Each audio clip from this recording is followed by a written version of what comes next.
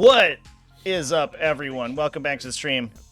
We're live with the T5S2 Season 6 Pod 22 Finals. We've got a lot of streaming to do for you today. Chat, everybody in chat, how's it going? Hope everyone's having a good day. Happy Friday, everybody. We got a weekend coming up.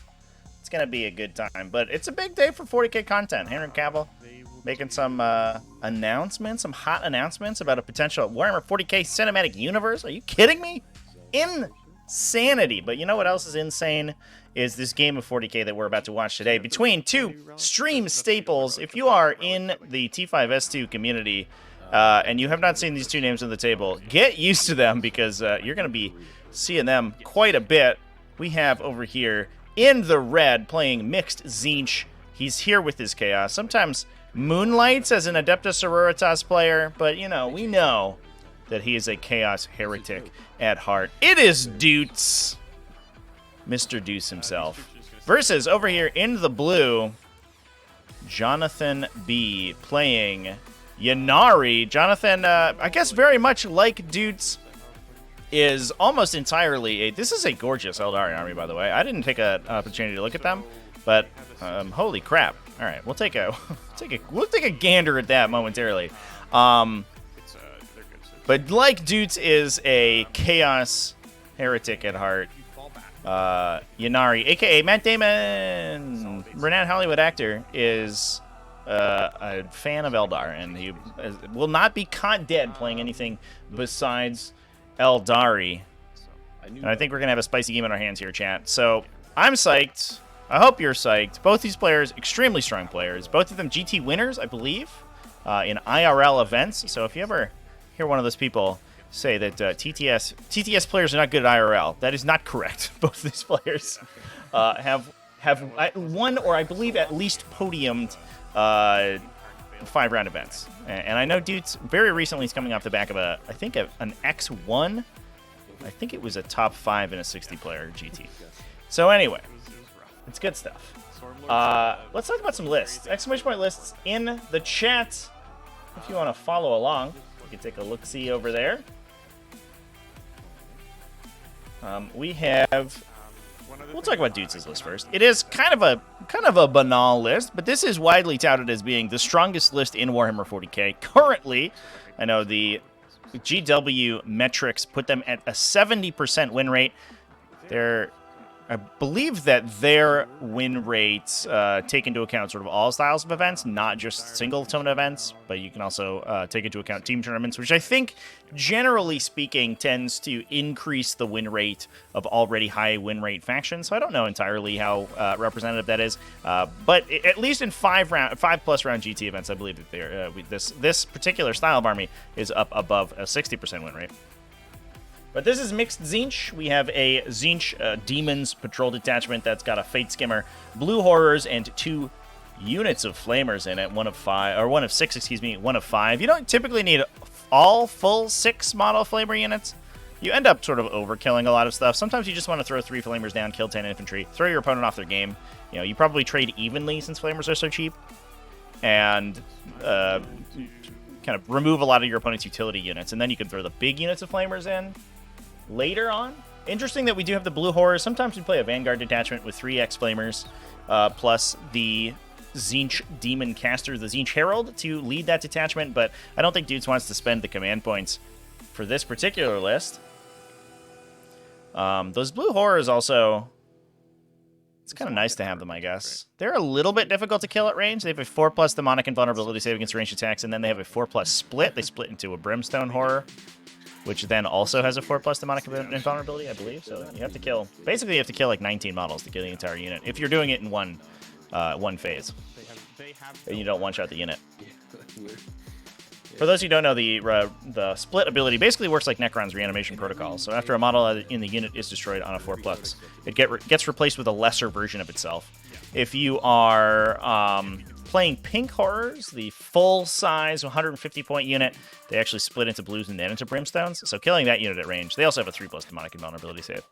Killing that unit at range is almost impossible. They're basically invulnerable to ranged attacks, unless you can like Mortal Wound the entire unit to death or something. Mortal Wounds, just like with Necrons, Mortal Wounds will punch through.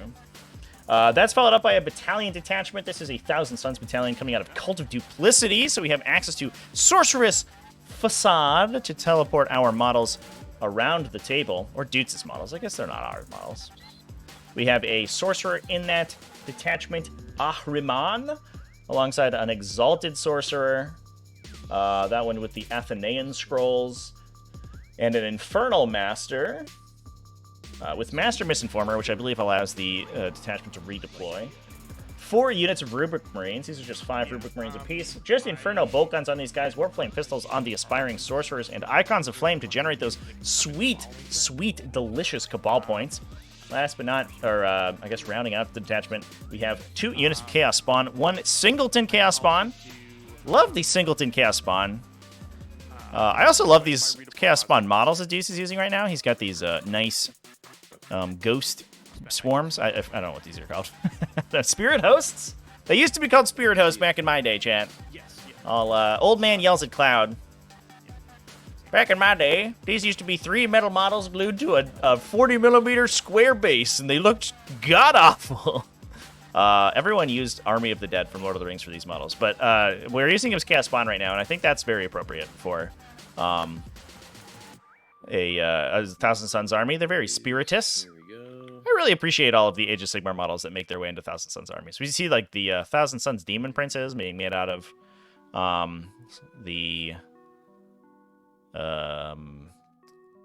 are they called? Tomb Kings, guys? They're now called something else. Soulblight Gravelords, I think, or something? I don't know. I don't know anything about Age of Sigmar, chat. I'm showing my my ignorance. Anyway, there's also a unit of Scarab Cult Terminators. That's pretty important in this attachment. 10 Scarab Cult Terminators, 2 Soul Reaper Cannons. Also, yeah, 2 Hellfire Missile Racks in those models too, as well. So we do have the maximum amount of heavy weaponry on these 2 Terminators. Good stuff. Pretty good. These guys are gonna battleship around the table, get teleported by Sorceress Facade. We can use Cabal points to auto-pass that psychic power. Ensure that we teleport those guys. We've got Empiric Guidance on them to increase their range. The Infernal Master can give them +1 strength. We can give their bolters +1 attack. We can give the unit +1 to wound with stratagems. Once this unit goes to shoot, it will kill basically anything in this Eldari army that it can draw line of sight to. And it's going to be up to Jonathon to prevent his opponent from getting line of sight. That's basically how this game's going to go. But I think for the most part, there's going to be a lot of fighting over the center objective. Doots is probably going to try to set up between the Chaos Spawn and the Scarab Occults, set up a big presence in the middle, try to 12 out some primaries.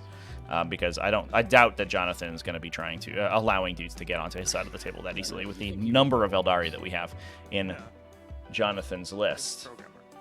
Wolfgang 12, try not to embarrass yourself tonight in the other stream. We'll see how that game goes. I believe in you. I believe. You'll be okay. Yeah, we are just... it just was scheduled, I think, today. We're going to be doing the Pod 25 finals this evening. And in the interim, I think we're going to play some Darktide. I was going to play Darktide in the original stream this week, this evening, but I think we're gonna replace that with the commentary stream, and then I'll just do Darktide in the middle. Is how we'll end up. Anyway, let's talk about Jonathon's list. This is a really interesting variety of Harlequins. It's like a... Usually, or excuse me, this isn't Harlequins. What am I talking about? This is Ynnari. Usually we see an MSU style of Ynnari build. Multiple small units where, or also, it can also be called minimum sized units. Don't love that. Multiple small units is definitely what it's supposed to mean. Where you take the maximum number of 5 model Craft World and Drukhari infantry squads in order to allow the maximum teleportation for the Incarn. This is basically a troop spam Ynnari. So this is very much not following that logic, and instead we're taking these huge bricks of models to push forward the +1 to hit as long as the Ynnari unit is below full strength. So here's what we got in this list, chat. We have 1 Warlock Skyrunner, 1 Autarch Skyrunner. That one has Sunstorm, so he becomes objective secured. We have a Farseer with Fauchu's Wing, so he can fly. as well as the Incarn itself that knows all of the spells. It does all the Incarn things. We can talk about what the Incarn does later, chat. If you haven't seen it, if you've watched my Everwinter streams, over last weekend I streamed at Everwinter, and we saw a bunch of Ynnari play, and we saw some incredible, well, there was a lot of interesting Incarn play. I don't know if it was incredible. Some dice happened.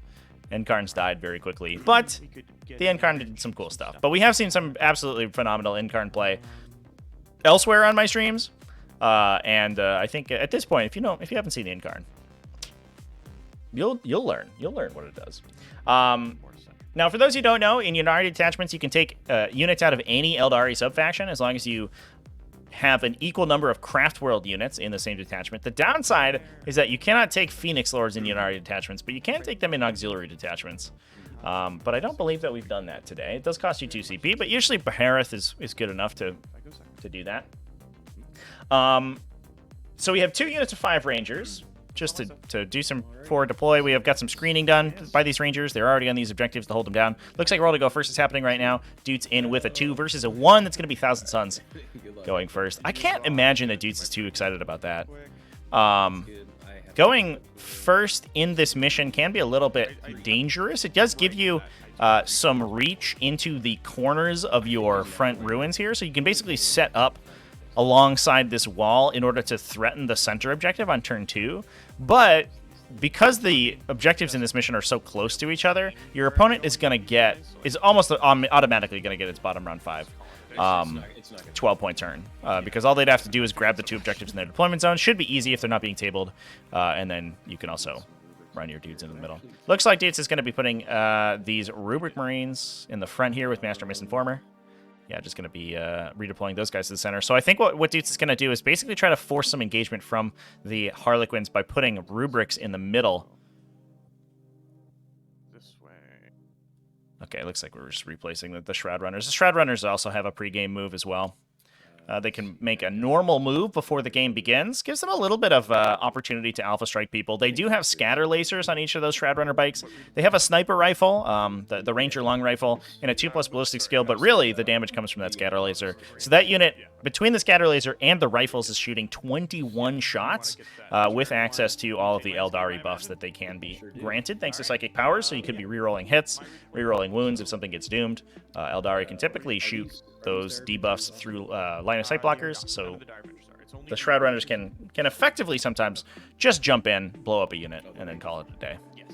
Anyway, going back to the remainder of Jonathon's list before we move on, we have those 2 units of Rangers, 2 big units of Harlequin troops. I believe these are maximum size. Yeah, 12 models apiece with, 10 models apiece, so not quite maximum size. With a mix of melee weapons. Everybody has shuriken pistols, so we're not doing pistols today, but we are going to be unlocking all of the stratagems for Harlequin troopers to do mortal wounds and automatic wounds on 6s and things like that. In the elite slot, things get pretty tasty, chat. We have 3 units of Dire Avengers, and as I said before, these Dire Avenger models that Jonathon's elected to use are gorgeous. Look at these things. These are so cool. I like them. I would play this army in person, like for sure. So 3 units of Dire Avengers. These are max Dire Avengers with Twin Shuriken catapults on the Avenger Exarch. So basically, I think what we're going to be doing is just yeeting these guys forward and using them. They can perform actions pretty effectively, but they can also, if they've lost any models, they unlock double tap and +1 to hit. So you can potentially be getting a ton of additional benefits just by losing a couple models out of the 10-man, which on the whole is not too much. Not a tremendous loss of damage output, but obviously if you have 5 or 6 Dire Avengers left that are getting all of those bonuses, they're going to be able to deal tons of damage, especially once you start applying those Psychic Phase buffs, once you start applying Blade Storm for exploding 6s, the Dire Avengers go absolutely ham. We also have a unit of Howling Banshees. These ones have Crone Scream to do mortal wounds on the charge, as well as Mirror Swords with piercing strikes for +1 damage. So 10 2-damage attacks coming out of that model. And really the most exciting model in the unit, as is always the case with Eldari Aspect Warriors, is going to be that Exarch. Here she is. She's got her face right up in that support weapon platform there. But that Howling Banshee Exarch is going to also benefit from that +1 if any of her Howling Banshees have been killed earlier in the game, which means that she's going to be swinging 10 attacks, hitting on 2s with +1 to wound, strength 4, excuse me, +1 to wound. So wins most of the game on 4s or 5s, or probably 3s or 4s, in fact, and then with +1 to hit as well. Pretty sweet. Also dealing D3 plus 1 probably mortal wounds on the charge, thanks to Grunt Scream. We also have a unit of Shining Spears. These guys have Heart Strike, Paragon Saber combo, and Kane's Lance. So also cool models on the Shining Spears as well. These are pretty sweet. I think I've seen these around before, actually. But they, oh. Thanks for the follow. Team 4-star UJ. Really appreciate you. Nurgle Matt. All tabs listening to the Smasher Pass vid. Thank you, Nurgle Matt. I had some nice things to say about Beasts of Nurgle. I hope you appreciate that. Mr. Bonbon got a little bit of a shout out. Yeah, that video. I don't know how that video is gonna go over. We'll see. It kind of came out of a random discussion on Wednesday, and I recorded it that night. Wow, absolutely hammered, and I think it comes across. But I think it came out better than I expected. I wasn't entirely sure when I was editing. Well, after I had recorded it, but when I started editing it, I was like, all right, this is probably fine. If you haven't seen that video, chat, you can go over to the YouTube channel, !YouTube in chat, and it was posted literally as this game began. The players were going through their pre-games, and I was editing the thumbnail. So finished it up just this morning. Yeah, it's an interesting video. A little off-brand, but I don't know. Maybe it's fine. Anyway, let's talk about these Shining Spears, chat. So Paragon Saber and Heart Strike on the Shining Spear Exarch. Who has the model's modeled with a pokey stick. I don't know about that. So full rerolls to hit and wound, and then mortals on 5-up thanks to Heart Strike. So you get to do a couple extra mortals and reroll into them thanks with the rerolling attacks. And in addition, Kane's Lance to do mortal wounds and force a fight last on the charge, potentially. Last, or rounding things out, we do have those 2 units of Shroud Runners that we talked about before. I think mostly just to add some board control, a little bit of secondary objective scoring. They can grab behind enemy lines and things like that very quickly. And 3 D-cannon support weapon platforms. I think these would also benefit from the Ynnari buffs. They do get -1 ballistic skill as they're shooting through terrain, but you can give them they get +1 if accidentally any of them have died. So that's actually kind of cool. Sometimes people get, there's an airplane or something, they go in and kill 1 D-cannon. The other D-cannon's get a buff for the rest of the game. Or if there's 1 remaining, there are 5 wounds, so oftentimes they're a little difficult to kill, especially with even-numbered damage weapons. Like 2 damage takes 3 converted attacks to kill. 4 damage takes 2. You really need to be like, the sweet spot's like 3 damage, I guess. But there's not a lot of high volume 3 damage shots. I don't believe these players have clicked to start game. I'm gonna check in on them here, chat. Make sure their secondaries are correct. Okay. Yeah, green is gonna mutate. Yep. They do get it on a 4. Barely. No denies. No right? denies. Should we have clicked the start game button? Oh, that's a good thing to do. We definitely should have, yes. My turn. Just making sure. I want to make sure the CPU is right. This is all pre-game. Come on. Yeah. Every single model in your army moves pre-game. Yeah. Wow. And I do No psychic wonder powers. this list has such a good oh my god. And actions too. All right. It's mutated. Yeah. And actions too. And then the blue guys will teleport him. Hmm. I spend 7, goes off. Yeah. Yay, we did it. They're gonna come over him.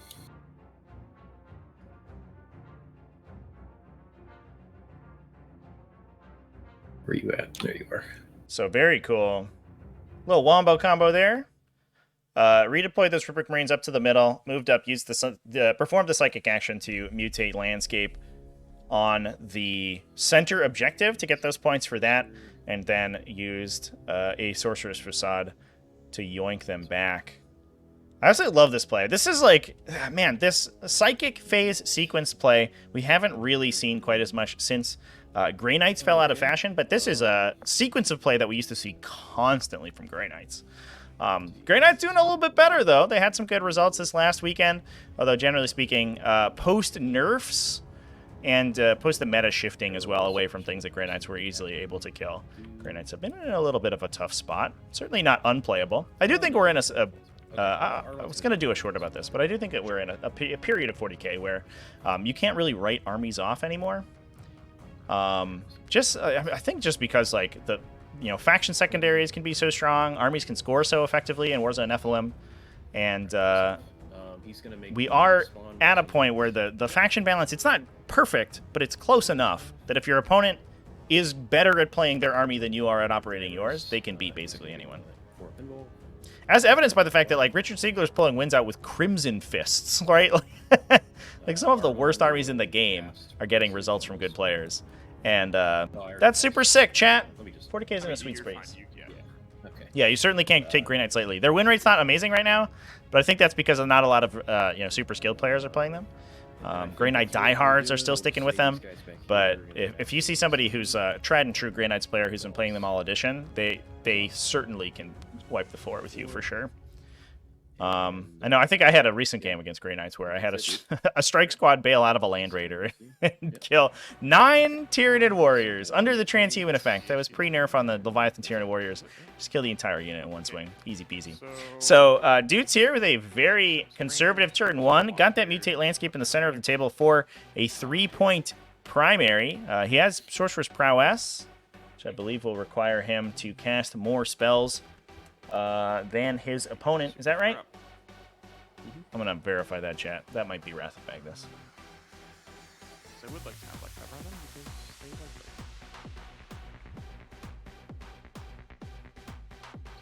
they like I'll leave you with these sweet beats while I try to find the Thousand Sun secondaries. Do they have an invul too? No, not native. I found it. Yay. Excuse me, chat. He's gonna get points for killing Psychers in the psychic phase. 3 points for Psychers killing Psychers. I'll advance the red players, or red orange. That's more than enough. Just come up. Oh, excuse me. Yeah. 5 points for killing an enemy Psyker in the psychic phase. Essentially, is what the ability does. 2 points for each other enemy unit destroyed in the psychic phase. Yeah, so he's going to get points for killing units in the psychic phase. Not going to do that turn 1. Jonathon's not going to give him too much to attack, but certainly gonna happen as the game goes on. Helpful that it is in the psychic phase because you don't there are some secondaries like that where you have to kill the enemy units in a phase other than psychic, and if you have heavy psychic, because the psychic phase operates first before any other damage dealing, sometimes you just accidentally kill the units you're supposed to be scoring on with your psychic powers. Doesn't seem like Thousand Suns have that issue, which is pretty sweet. Good stuff. That's a very strong secondary.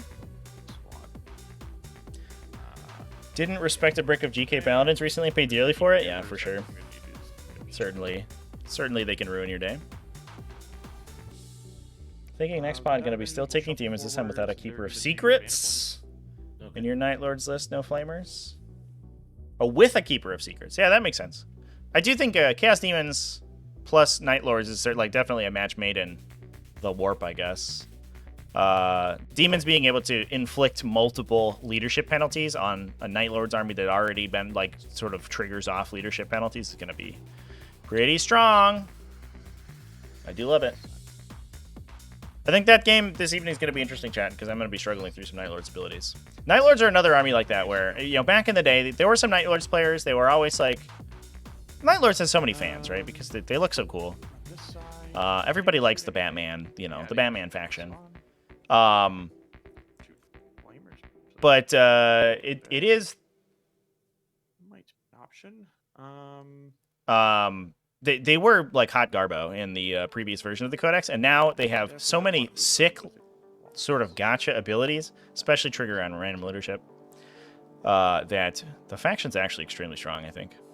It just gets overshadowed by the other Chaos sub-factions, but I think that's the case for all the Chaos Legions. I think all the Chaos Space Marine Legions are really good. They just happen to not be Emperor's Children, I think is the downside. Kind of the case for like Leagues of Votann too. I think all of the Votann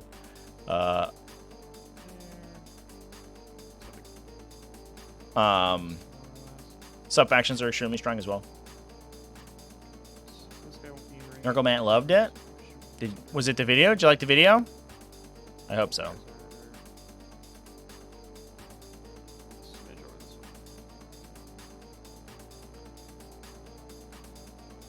So it looks like we're sighting in the D weapon platforms 0.1 more. I guess onto the Not like rubric, right or onto the place flamers, excuse me. You did a little. Trying to make it so that they don't get tagged through the wall. Alright, so I if do wanna wonder do if flamers, I can. Do they have Doots bases? had placed his Just, flamer You slightly cannot see farther them. away. They the model literally encompasses. The whole base. nice. It's kind of silly actually.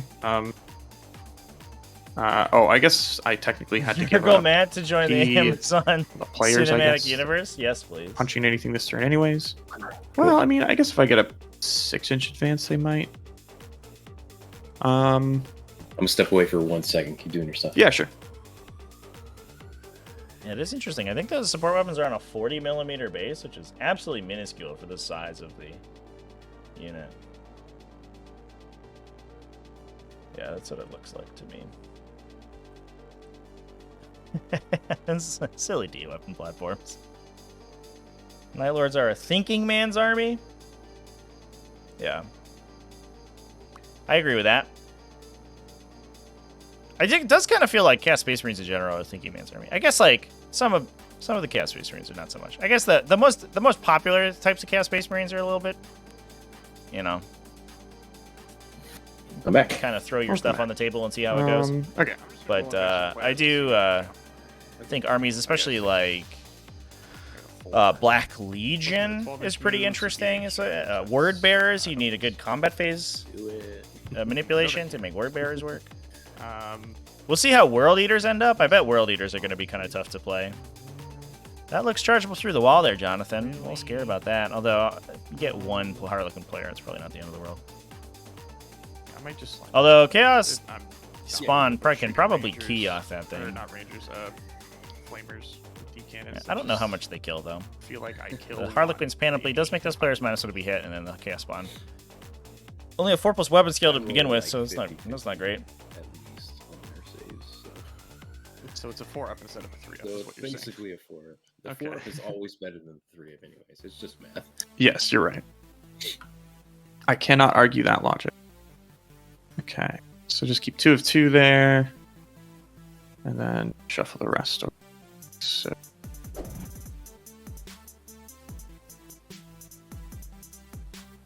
Okay. The Warlock. Let's see. He's at. I guess I should probably do the action with somebody.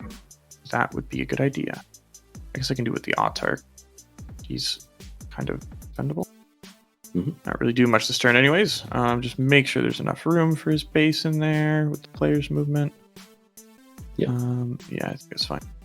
I'll shuffle this guy back a smidge. Okay, so the Autarch will do the mission action, the Rangers banners. Rangers banner there. Direman here.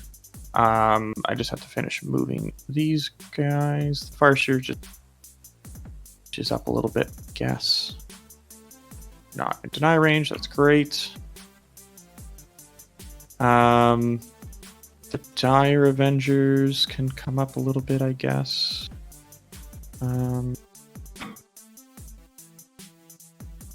Fine.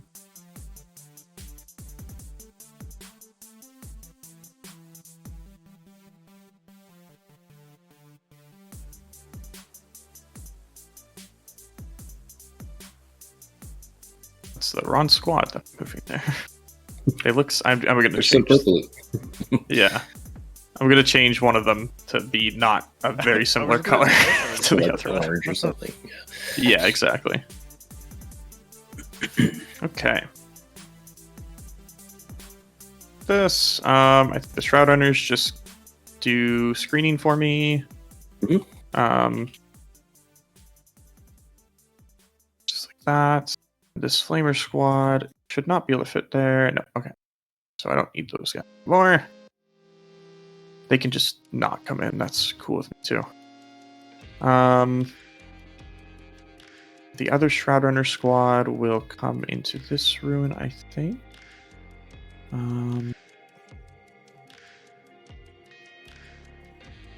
S9 there. You come in here. Might be able to get line of sight. So they'll just advance. Okay. So they can move 22. They're not shooting anything this turn anyways.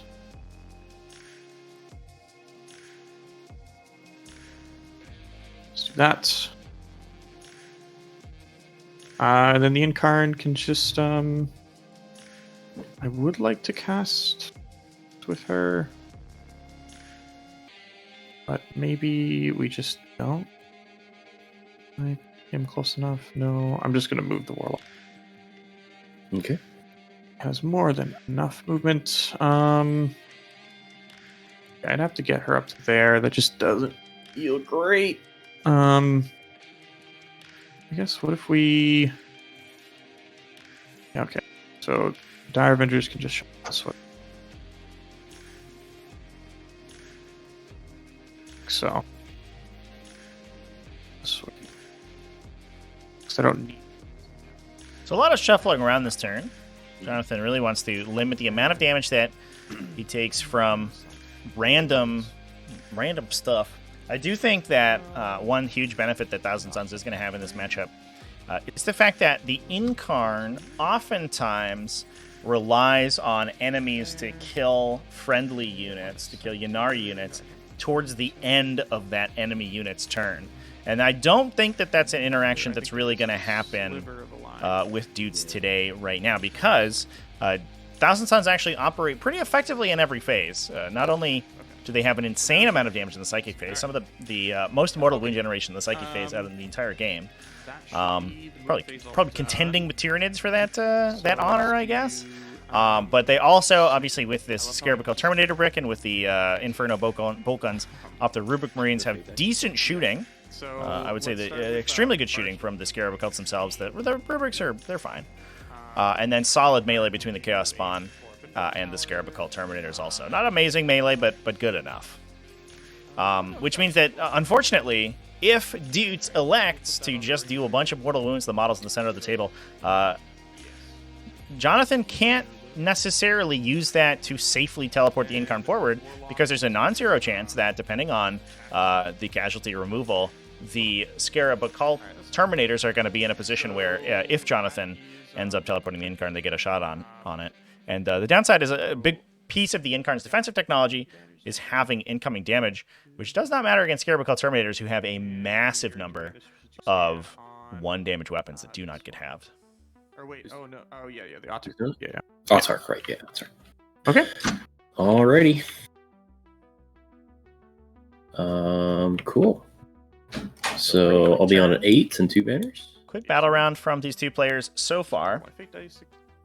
Looks like we have banners going up the center of the table. I do like this move from Jonathon. It is forcing Doots to put something in the center. Otherwise, Jonathon's going to be getting a little bit of a leg up on that banner's score.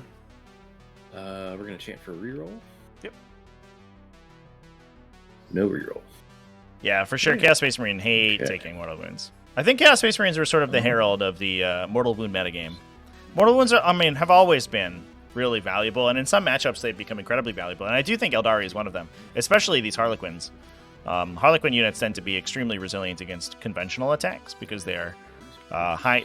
Everybody's got invulnerable saves. Everyone's got hit or attack modifiers, but they tend to have a very low wound count, which means mortal wounds punching through all of those defensive effects just rinse them. But the other big contender there, obviously, is going to be those Chaos Space Marines that rely very heavily on armor saves, against which are no defense against mortal wounds. I shuffled the Farseer a little bit further forward, so like her denies like here now, but yeah, nothing too crazy. Sounds good. So dude's going to be looking to clear out the ranger unit in the psychic phase in order to score that sorcerer's prowess. I do wonder if Jonathon even just pulls the 2 front rangers to the first couple of hits, because I don't think Jonathan's expecting to use this unit to teleport. Again, if the Scarab Cult Terminator sort of position themselves in a space to dominate the center of the table, especially if Doots sequences his psychic phase correctly, he can hold up either a sorcerer's facade or a temporal surge to move that unit again, either with a teleport or a double move. And if the Incarn teleports to the center of the table, even if the Scarab Cult Terminators are not currently in a position to harm it, they can, reposition, obviously, to get over there. And if they get a beat on the Incarn, this game could be over very quickly. Jonathon does have Assassination on his roster. There are 5 characters in the Thousand Suns army. Thousand Suns characters don't tend to play super aggressively, although they do play a little bit aggressively. We do have this Exalted Sorcerer coming out here. But the Incarn's going to be the best model in the army at killing those characters. I think the other downside here is that Thousand Suns tend to play, well, they can teleport aggressively some of their units in order to get some secondaries. They don't tend to play... Yeah, sounds good. Thank you. Oh, that was a good shot. Oh, Ready? you forgot Force. to resolve the D-cannon shots, it looks like. They don't tend to play hyper-aggressively, which is something that Ynnari tend to punish. One thing that Ynnari can do is if you push units into their lines early in the game, they can use their melee units, I think most notably the Howling Banshees, because the Howling Banshees force you to fight last at the end of the fight phase, which means that they don't typically sequence the attacks on enemy units early in the fight phase, because what they want to do is charge with the Incarn and then kill enemy units towards the end of the fight phase to pull the Incarn back out of danger and back behind line of sight blockers. Thousand Suns doesn't have to play that way, so aggressive armies can be punished by Ynnari more so than Doots' army right now. Doots' army is just happy doing its mutate landscaping, getting its 3 points a turn, getting its raised banners a turn every turn, and killing any Ynnari units that they have access to. And if Doots is able to do that, blank a couple of Jonathon secondaries, and score out 8s on primary every turn, there's not really an incentive to give Jonathon those units on his side of the table that he can key off that Incarn's summoned from death ability on. Right there. Got 3 to all kinds of stuff. Spawn are doing spawn things. Hashtag just spawn They things. can back that ass up a little bit. Make you think about that charge at least. Oh, not like that.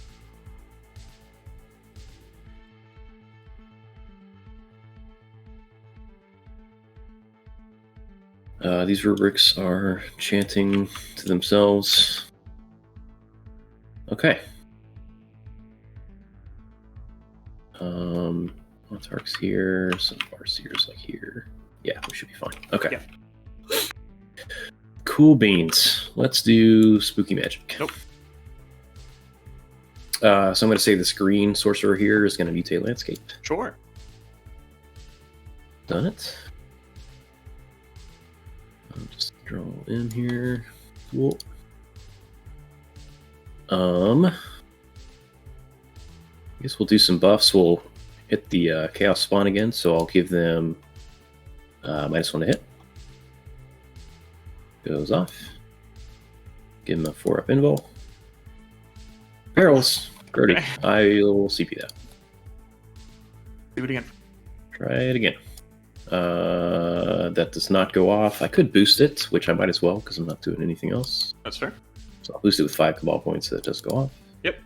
So using some Cabal points Okay, now I gotta do other to add stuff. to the Let's psychic do Fate test Skimmer. to ensure that we get We'll do powers Infernal off. Gateway. Yes, sir. Here we go. Ooh, and this is an Infernal Gateway onto the Rangers. It's actually It going goes to off. explode So and hit a bunch of units. So the Jonathon's not too worried about this. I mean, that is the reason that these adventure units are so big, Everybody. is to be able to take a couple So Shroud casualties Runners and Two. still operate normally. Yeah, so Infernal Gateway is going to deal D3 mortal wounds to the Ranger squad and everyone within 3 inches of them at the enemy. So we're going to kill Layers. exactly 1 Dire Avenger. Perfect. Who's the guy? And the Okay, Rangers take... Oh yeah, exactly 1 Harlequin Trooper. Yeah, All right. Perfect. no way. Perfect. That's not what I wanted. Oh, you'll be fine. We'll take this. Okay. Oh, yeah, only one ranger dead there. Yeah, I think Jonathon, the perfect role for Jonathon would be 2 dead rangers, 1 dead of everything else, because it triggers off that +1 to the Harlequin players and the Dire Avengers, and it would kill him out of line of sight with the rangers. But now the rangers are a little bit in danger. The Fate Skimmer can maybe smite. I'm going to spend 8 Cabal points, and he's going to cast Infernal Gateway. Yes, sir.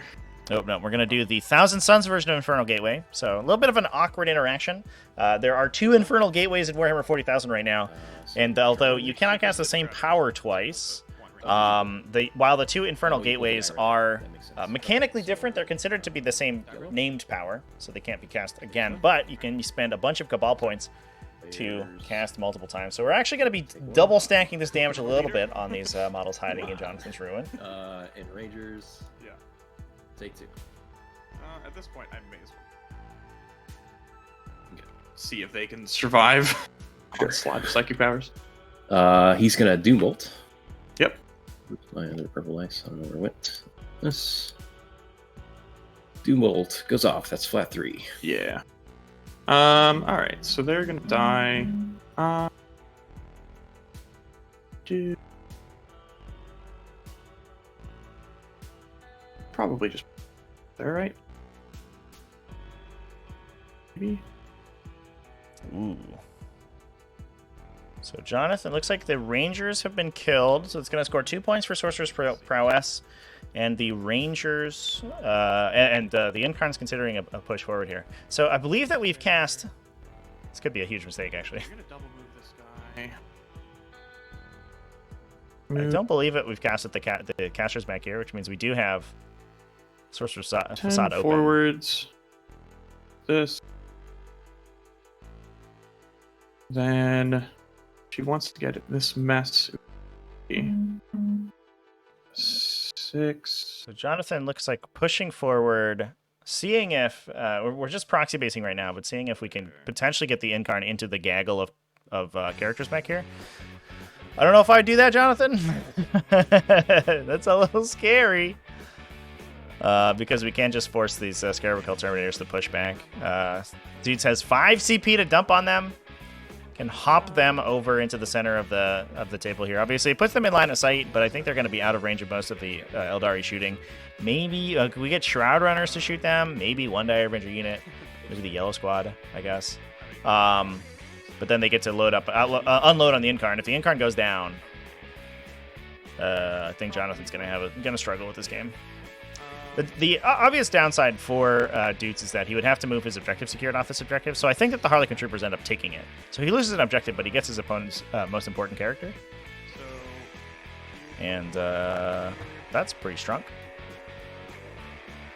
Assuming the Incarn does die there is a non-zero chance. Invulnerable saves being invulnerable saves, there is a non-zero chance. The Incarn just tanks it, but I think I certainly wouldn't wouldn't expect that to happen. The Fate Skimmer's done casting. Mm-hmm. So really, the only psychic powers you'll be able to use are from the Sorcerer, and if you double move somebody else into. Yep. Okay. Yeah, we'll do that. She'll come. Okay. Maybe that's a mistake. We'll find out. So what can I do here? All right, well, Jonathan's committed. Yeah, I think Dude's looking for the angle from the Scarab Occults. This is going to be an explosive game, Chad, if this ends up like this. And I think the other benefit for Jonathan here is that it forces now that those double move effects to hit the Scarab Occults and not the Sorcerers. The Sorcerer, you're going to be standing there for a bit. I have denies now. Oh, excuse me. I got it on a 7. Okay. I may as well try to deny it. Yep. That's 5. I'll CP reroll that. Okay. I'd prefer not Mortals. Yep. 5 again. It's just a little one though, so 9 Yes. ups or 6 ups. 1 mortal. All right. Wasn't too bad. And then I will cast again because Yep. why not? Down to 4. Mhm. And we'll smite. Yep. On Is a that 8? 7, 8. Yeah, let me think about this. I have Okay. 6 cabals. Nah, go ahead if you want to deny. No, I'm good. Okay. I will spend another CP, so it's just flat 3. Yep. Ooh. And I can't do any more cabals on him. So he's done. So 4 mortal Do wounds. from Aramon. the Aramon's sorcerer. gonna double move. Yep. Yep, and here comes the temporal surge. On a Doots 9. has spent a lot of This way we'll try resources to deny. operating the psychic phase. He's out of cabal points. He's down to 3 7, CP. No. There is a little bit of chance that his most important powers get denied. Cool. Oh, go in the box, please, dice. Nope.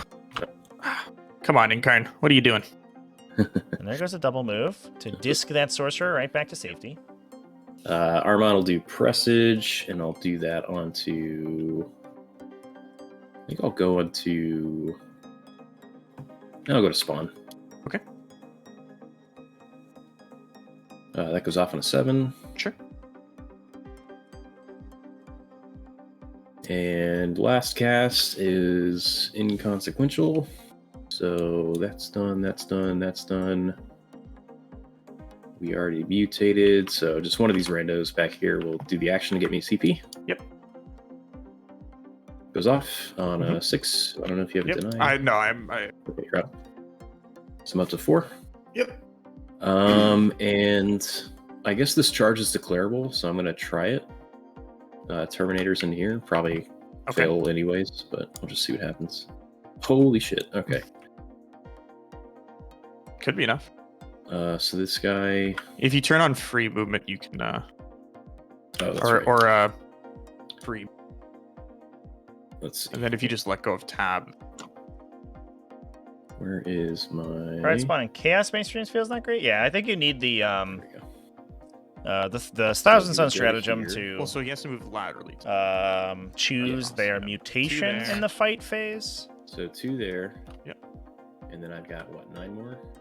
Yeah, so it's not even... Yeah, I can't even make it anyways. All right. It was worth a shot. It was fun. It was fun to measure, though. Yep. So I think that's it. I could send the Fate Skimmer in there, Put it on. but he just dies a horrible death. Yeah. So what about Spawn, actually? No, can't make it. Okay, I think that's it. Okay. So Interesting. So no facade. It looks like had Doots already facaded at that point. So he only had the double move available, and the Scarab Cults, he probably opens 5 Scarab Cults to shoot, but certainly not the whole unit, and I don't think that might not be worth it. Although the heavy weapons would still be out, I think, yeah, and it would pull the objective secured off. So maybe Dude's just electing that, or deciding that that is not the way forward. that would If be we- game ending, probably. Yeah, that would be pretty brutal for you. So we'll go for it. Mhm. So just 10 inches forward again, and we need the 9-inch charge. Yep. We have a fate dice, so it's not Uh, entirely unreasonable. I guess we can shoot the fate skimmer while we're at it, Mhm. and smite him and stuff too. Yeah, okay. Seems fine. We will roll in advance for the white players. mhm. Go 4 inches again. 12 inches of movement. Hmm. Oh, good Yeah, I don't stuff think we had there. facaded at that point, Chat. I think Dude's maybe just 9-inch not charge, not great. wanting to go for the Uncarn. He does have to. He gets a bunch of points if he kills the Uncarn in the Psychic phase, the Sorcerer's Prowess. So I think the Incarn basically is just going to yeet in, try to get Ahriman and the Sorcerer. If it can do that, that's a ton of points for Jonathon on Assassination. Removes a lot of the support casting for the Thousand Suns army, so removes a lot of their ability to respond. Although, in fairness, we will lose the Incarn on the swing back, but I mean the stuff hiding in the back here is probably enough to sort of swarm over the center of the table. You don't really need the Incarn that much. Those Dire Avengers, especially once Doom gets applied, can start to do massive damage to Scarab Cult Terminators and other Thousand Suns units, despite the fact that they do trigger Allah's Dust, so they get +1 save against the Dire Avengers. Being AP4 on your rending attacks means that a lot of those are just going to be right straight to invuln for the Scarab Cults. If they're weavered, of course. So Jonathon looks like looking for a shot onto the Chaos Spawn. If the Howling Banshees can get to the Chaos Spawn, what Jonathon can do is force them to fight last, get the Incarn into the characters, fight the characters, then hopefully the Howling Banshees kill the Chaos Spawn, which I believe they'll do because oh, no, they're fully buffed.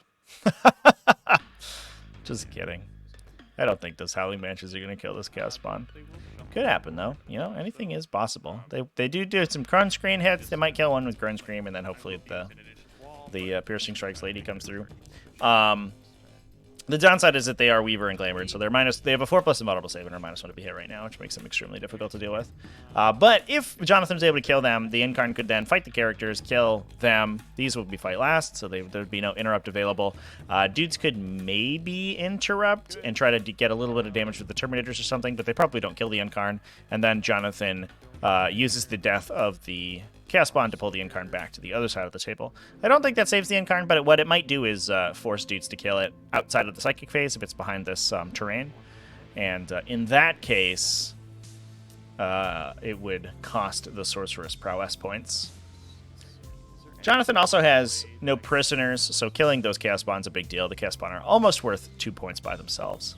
Not quite. So that would be a pretty solid trade for Jonathon, but it looks like we're going to be just a little bit out of range.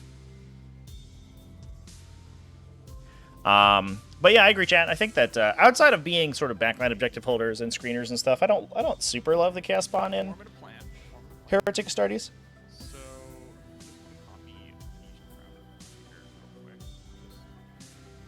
I do think in Thousand Suns they're incredibly strong, though.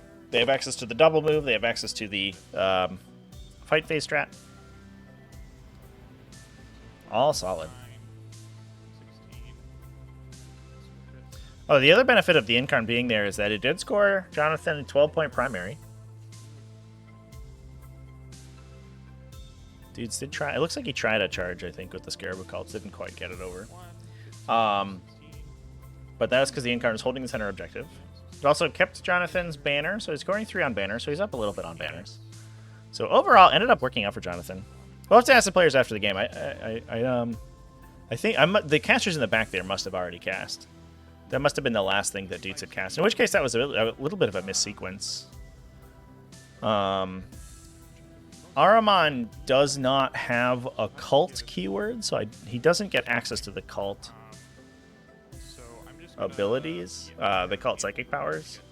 And Doots was already low on CP and Cabal points, so I understand that it would be tough to ensure that he gets what he needs to over there. Yeah, double move and charge for the Chaos Spawn. CSM can double move, but they can't charge afterwards, which is awkward. We can put Shroud Runners over here. Yeah. So these Shroud Runners will do this. Touch the train. Okay. Such that they can see the Fate Skimmer. I guess that can see behind the pillar. There. And yeah, just so we can sniper rifle you. We actually may even be able to get our scatter lasers into him.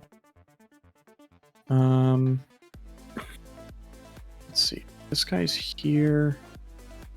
What was that? 30. Almost. He's there. 29.6, 29.6. Okay, so a little bit this way. 3. Okay. I think I could get one more into him. So 29.3. So this guy's 29.3 from all 3. So yep. We can shoot Fate Skimmer with him and then just keep coherency like this. This guy can just go on this front side. This. And we get the back of the screen. Okay. Yeah, I think I'll be only able to get one guy in there. Then Dire Avengers will just back up to plug this hole.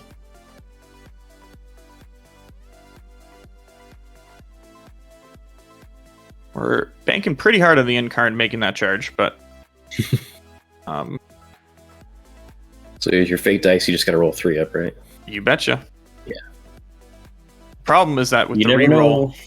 with the reroll, I have to reroll the fate dice as well, though. So like, Oh yeah. yeah, if I don't make it with the first try, then she's What is this? basically- Honor the Prince? Get out of here. Man, I wish. I wish I had Honor the Prince. Yeah, John, I can think that install they it, are. yeah. GW is just much more Yes. wary of double move abilities now. Like 8th edition, basically half the factions in the game had access to them, and they were faction defining. If you had a double move, you always used it, basically constantly. But having it as more of a utility piece rather than an auto include means that the rest of the faction can shine a little bit better, and the faction doesn't just sort of devolve into only being a double move and charge faction. That was the case for Tyranids, for example. That was certainly the case for Eldar and Harlequins, and also Chaos Space Marines in the 8th edition version. Dire Ventures over this way, just to keep the screen going. Mm-hmm. Stay an inch off the wall with all of them as usual. I'll just roll in advance just to make sure that they can all reach that point. Yeah. The players will do the action for me on this objective. Okay.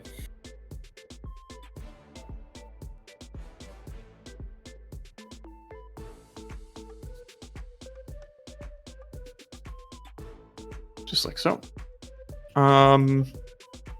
Shiny Spears are happy. Okay, I think that is the movement phase all said and done. So let's go to Psychic phase. Farseer, she'll try to give me a CP. Okay. We do. And then she'll just cast plus 1 wound to melee, because may as well. It doesn't go off. It's fine. Warlock will try protect. Hey, put that onto... I guess we'll put it on the Shroud Runners in the middle. No, we'll put on the Shroud Runners in the back, just in case. Okay. And then the Incarn. So let's start with let's see. Cast 3 times, right? 2 times. 2 times. Okay. We will do Storm of Whispers, and we'll use the Fate dice for the 6. So 6 plus 3 is a 9. And what does this one do again? So everything within 9 inches, I roll 3d6, and on a 4 up, they take a mortal. Okay. I'm gonna spend a CP and deny this on 3d6. Yep, that makes sense to me. So I got to get a 10 or higher. Yes, you do. I did. Sure do. That's me. And we'll just smite the Fate Skimmer, I guess. Okay. With an 8. An 8, so I'll just try regular deny. Yep.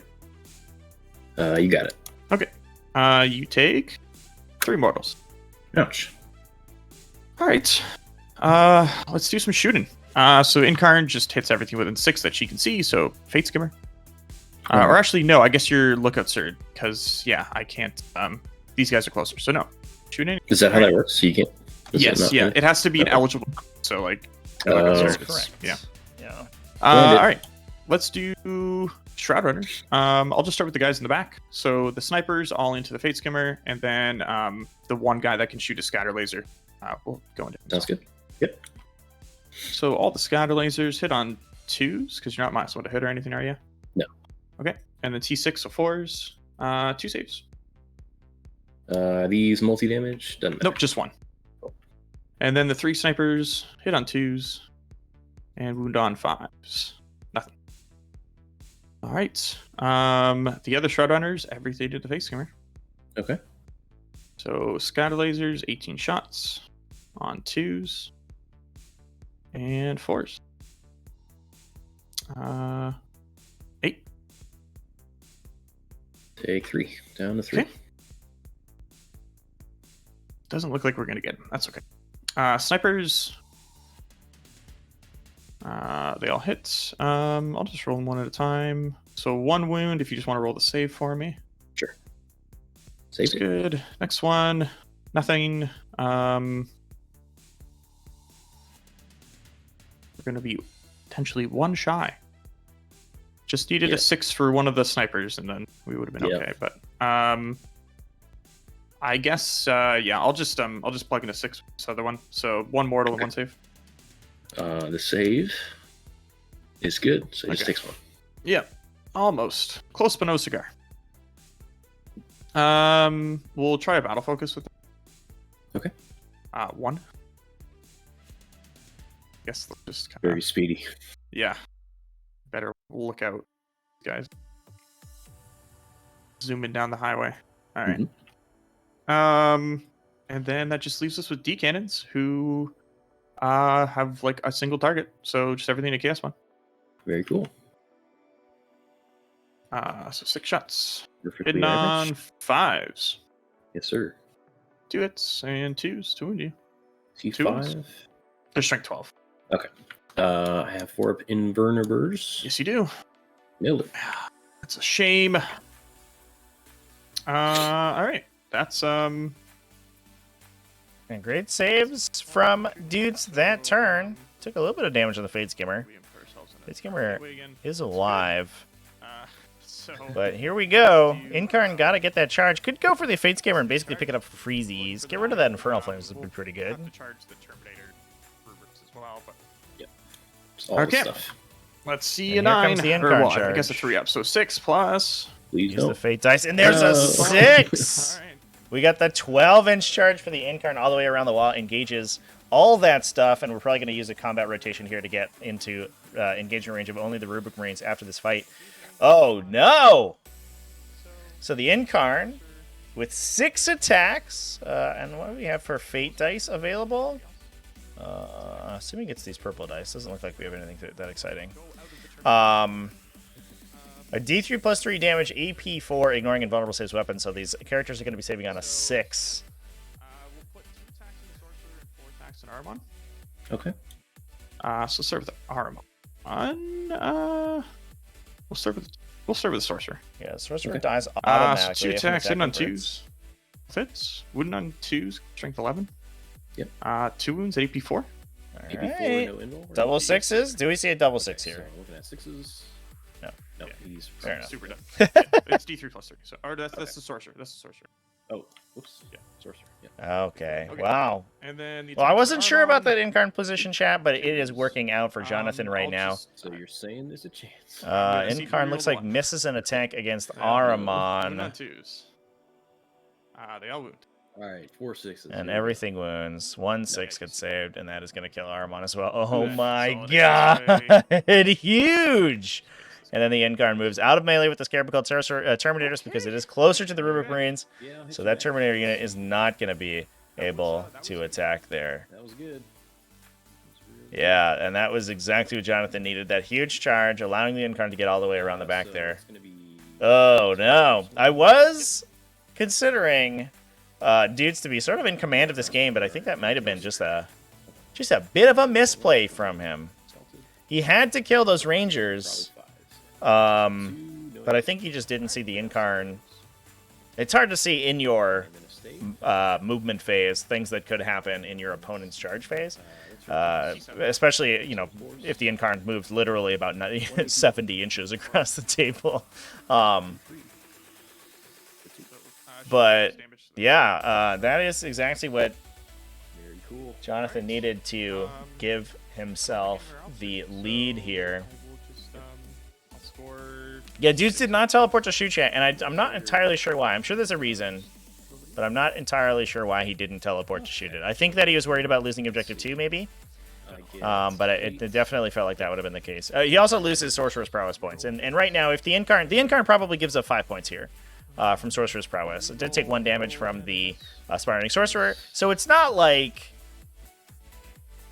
the score is not going to equalize pretty quickly, right? No objectives were flipped by Jonathan. Jonathan is sort of requiring the Shroud Runner, that Doots push forward a little bit in order to deal with these Shroud Runners. I almost wonder if we just see the Flamers drop in and kill them. The chance. Chant for a reroll. Yep. Missed it. Assuming that the Incarn dies in the Psychic phase. If Doots doesn't kill the Incarn in the Psychic phase, things could go very poorly very quickly. Can you move or anything if I charge you? No. But I do have the Tanglefoot though. Right.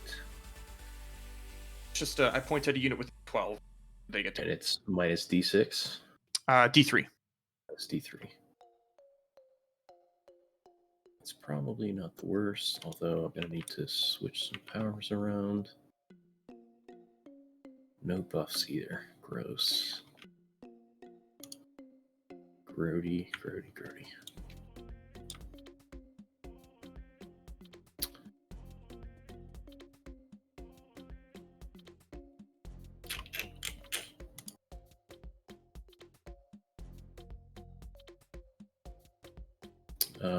Well, I guess we're probably just nuking them with flamers then. Yeah, seems fair.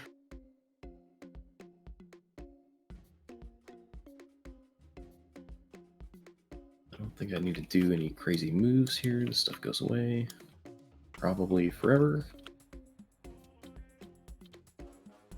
I do need to kill the Incarn. Should be relatively easy. Yeah, a smites to do that. Yeah. Fate Skimmer needs to hide because he is scurred right now. Fair. So that goes there, that goes there, that has to go there. We kill the Batman, and I think we call it a turn.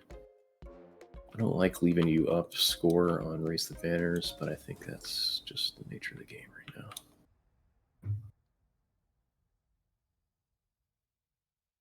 Yeah. Okay, so let me advance these flamers. Okay. Going 17. Yep. Bye-bye, Shroud Runners. Yeah, so I guess we can take the banner down on Definitely. on a sweet advance roll. I only... So obviously Flamer's pushing forward there because the unit deep striking can't touch the center objective. So I think that what Doots is going to be trying to do here is knock that banner down, stop that points bleed from happening. 6 points in assassination was pretty good for Jonathon. Gets a big leg up, but I mean, like I said before, that Sorcerer's Prowess is about to trigger off in a big way. Now the exactly what Doots lost in that last fight phase was Ahriman, which had his Temporal Surge. So I think unless we use the stratagem to switch out a power, I don't believe that we have a surge available. We also lost Twist of Fate. Oh no. So the anti-invulnerable save power as well. Ooh, are we not getting these flamers onto the objective? Interesting. Gonna open them up to some shooting.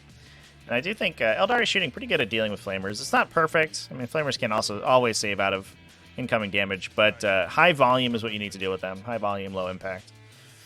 Because they do have the 3+ invulnerable save, and you can't rely on that to fail, especially when your opponent has 5 command points to CP reroll with.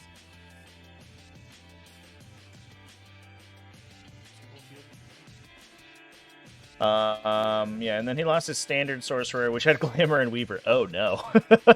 So he has his Exalted Sorcerer remaining, which is all of the offensive powers. Firestorm and Doombolt. And he has his Infernal Master, which has Manipulation, Glimpse of Eternity, and Maelstrom. But yeah, so almost literally all of Doots' support powers went up in flames with that Incarn drop. That was disgusting. That's going to be a little tough, I think, for Doots now. There was a guy here. Okay, yeah. Yeah, you should be. Yeah. And then this guy just goes here. And then everybody should be 12 there. Yep. Cool. Skimmy's gonna slow his roll a little bit. In fairness, it's not starting. It's just because Doots hasn't spent too much CP this game. Might be worth it to come back. I think these players only started with 2. And then Dude spent a couple last turn to buff his spells, but that was it. Okay. Going 11 inches.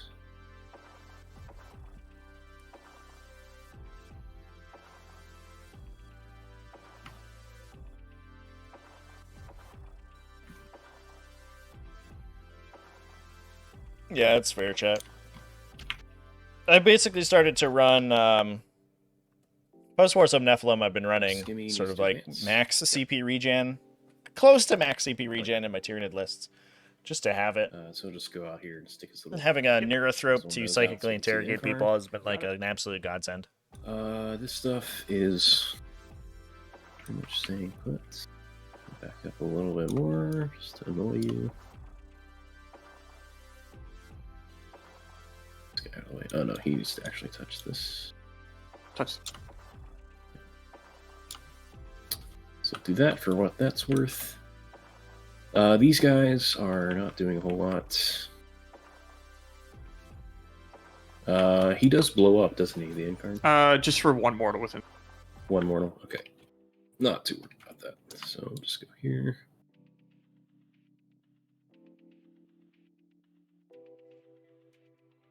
Okay. Let's see what happens here. I do need to bring out my other flamers. Mhm. Who are doing nothing. Where you at? There you are. So they'll probably just take the place of those other guys. Sure.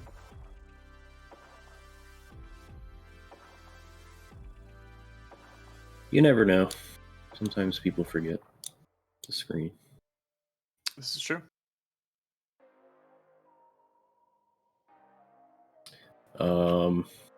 And I think that's it. All right. So On the pain. here we go. All right. Yeah. Let's start with the Exalted because he Okay. saw his homies die and now he's mad. It's fair. Let's do a Doombolt on a 8. Definitely gonna try to deny that one. Yep. Nope. Okay, and 2. so it goes off. Actually, hold on. Yep. Let me do my Cabals yeah, here. So I lost 3, 2. So I lost 5 Cabals. That's 2 characters. And then for this cast specifically, I'm going to use 4 to do an extra D3. Yep. So you take 5 total. All right. Down to 2. Oof. All right. We'll do his inches. Yep. All right. All right, Incarn, what do you got? Does not go off. Yeah. Okay. And we'll I'll do take it. a smite. Oh, no, not like this. All right. Dudes. You know what? I'll CP that. I just want to make sure this dude goes away. Oh, my God. Smite goes off on a 10. I may as well try to deny this because I feel like if I don't, I just die anyways. I do not. I'm 1 shy. Okay. And I'm just going to spend a CP. I don't even want to bother with Yep, it to just do to- top 3. Yeah. So she dies. Does she go? Okay. I wouldn't mind. So that. judicious allocation of command points. There cost you 2 command points, but he does kill the Incarn. That's 5 points in Sorcerer's Prowess for killing an enemy Psyker character during the Psychic phase, which I think is what Doots was kind of hoping for. He loses 6 points to Assassination, but he gets the 5 points back. It is what it is. He doesn't have to worry about the Incarn anymore, so that's pretty nice. Got our mutated landscape off. Continuing to tick that one up. Should be up to 9 points, I think, on mutated landscape. It's going to be a little tough, I think, for Doots to get any additional points on that, so that should probably be maxed at 6. We'll just say these guys back here do the action, get the CP. But man, that was such a huge swing. Jonathon gonna score 3 additional points on banners. Doesn't appear that Doots is gonna be able to knock down that banner in the middle.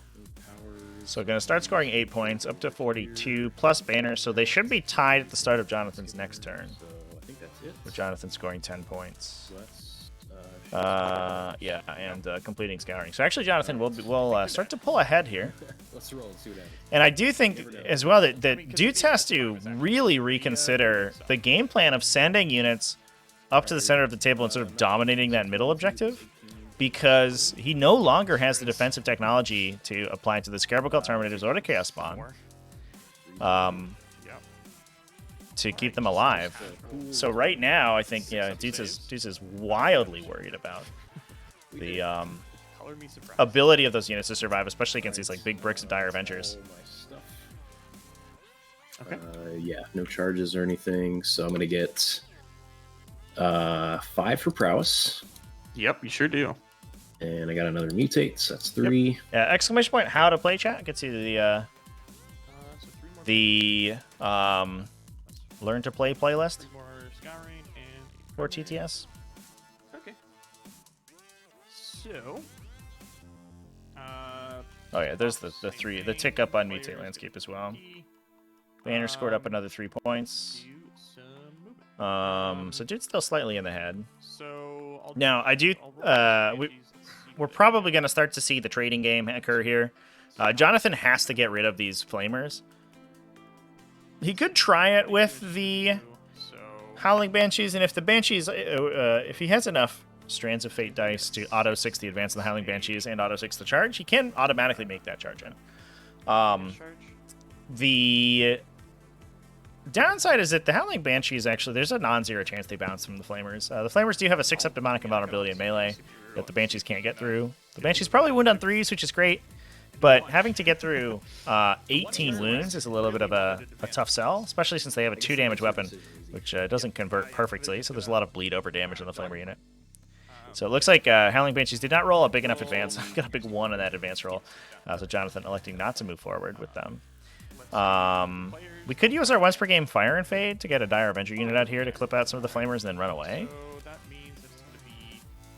So they move 13 inches, so a 7-inch charge. Yeah, I mean, I think let's go for that at this point.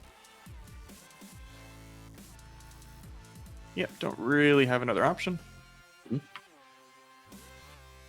13 inches. Okay. Yeah, if these Harlequins get up into the Chaos Spawn, there is no objective secured. Oh, there is one Rubric Marine on the objective, but they will be outnumbered by the Harlequin players, assuming that the Harlequin players kill the Chaos Spawn, who are undefended now. And as it turns out, Chaos Spawn without all of the Thousand Suns buffs do die pretty quickly. 1, 2, 3, 4, 5, 6, 7, 8, 9, 10 models. So I think what must have happened is that we cast Glamour Weaver with one of these characters. I think we had just cast all those characters before the Scarab Call Terminators moved. Yeah, I'm not sure that Doots actually saw that line of play of the Incarn teleporting forward and then moving. One thing I always tell players is, like, dealing with the Incarn, you basically have to assume you treat it like it is a phase cap, right? And so it could be anywhere where it where a unit dies, it could be standing, and you have to be able to deal damage in multiple phases because the Ynnari player is going to force it to teleport as late in the turn as they can. Very confusing. Okay, so it's one model for the purposes of objective. Yeah, this is certainly going to be interesting, and I think now with these scores ticking up, I do think Jonathon may be in the driver's seat. He does have that 12-point primary. If he gets this charge in the Chaos Spawn, he's going to knock down a banner, and he's going to drop Doots down to his 4-point primary. So Doots is going to have to play hyper aggressively that coming turn. Just see where we can go. And without a lot of his casts, 11. and with Jonathon with enough stuff hiding in the back here to just continue to screen out this backline, I imagine Jonathon's feeling pretty good. I think they'll just stay pat for now. Always assume the worst with the Incarn, yeah. I mean, for sure. I get the Incarn in most matchups, like, as long as you're cognizant of it, like, doesn't feel like it's unbeatable. Like, it ends up actually feeling, I think, a lot worse than it does on paper, or a lot less powerful than it seems like on paper. But there are those situations where you don't respect the power of the Incarn, and then you end up getting punished super hard for it. But every time I play against the Incarn, I'm like, oh no, how am I going to deal with this thing? It is infinite movement, and I have to constantly sequence my attacks correctly all over the entire game, and then eventually it just, like, does something like it just did, kills 2 characters and then dies. So I'm like, oh, it's a huge weight lifted off your shoulders since you don't have to deal with that thing. I just want to make it such that we can go back and hide behind the wall. Yep. So we're hugging the wall here to try to roll high enough on the battle focus that the Dire Avengers can jump back behind the wall.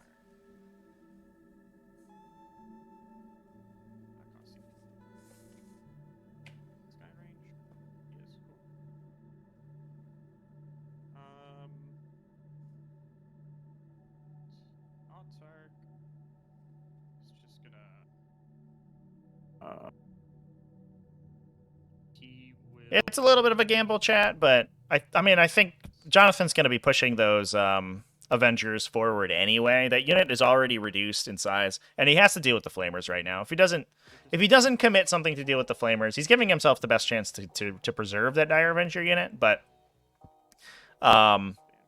if he lets the Flamers, like, run roughshod, things are going to go very, very poorly very quickly.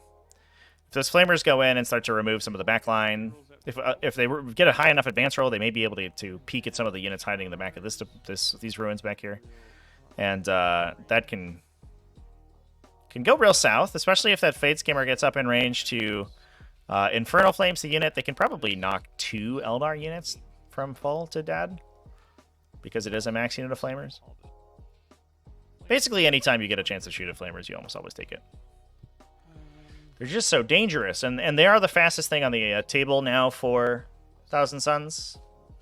We can jump back into a Temporal Surge with the stratagem to switch a Psychic Power out for Doots, but he doesn't want to have to do that. And without that, Flamers are far and away the speediest unit on the Thousand Suns Army, and really the only unit capable of threatening the Harlequin home objectives. Or excuse me, the Ynnari home objectives. I keep saying Harlequins because there's this huge unit of Harlequin players in the middle. And it's also Jonathon. Jonathon almost always plays Harlequins. He's played a little bit of Craft Worlds in the past, but it's so often Harlequins. Not sure I really have another option, so that's what it is.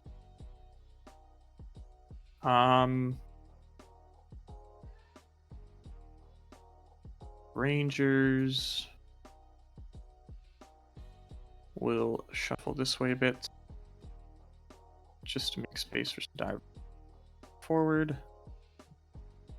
I was supposed to color the squad. Let's do that before. It's a little bit tell now. Mm-hmm.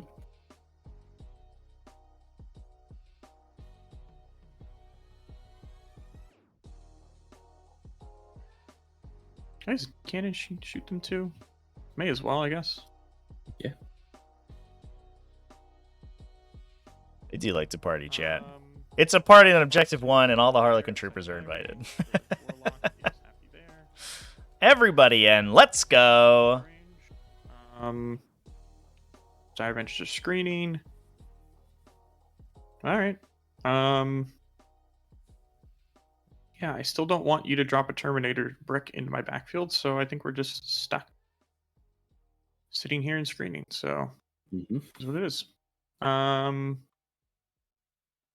Okay, so psych phase. Just make sure I got everything. No actions to do this turn, so yeah, second. Farseer will do +1 to melee, and we'll just use the 6, so it just automatically goes off. Okay. Players. She'll try to give me a CP.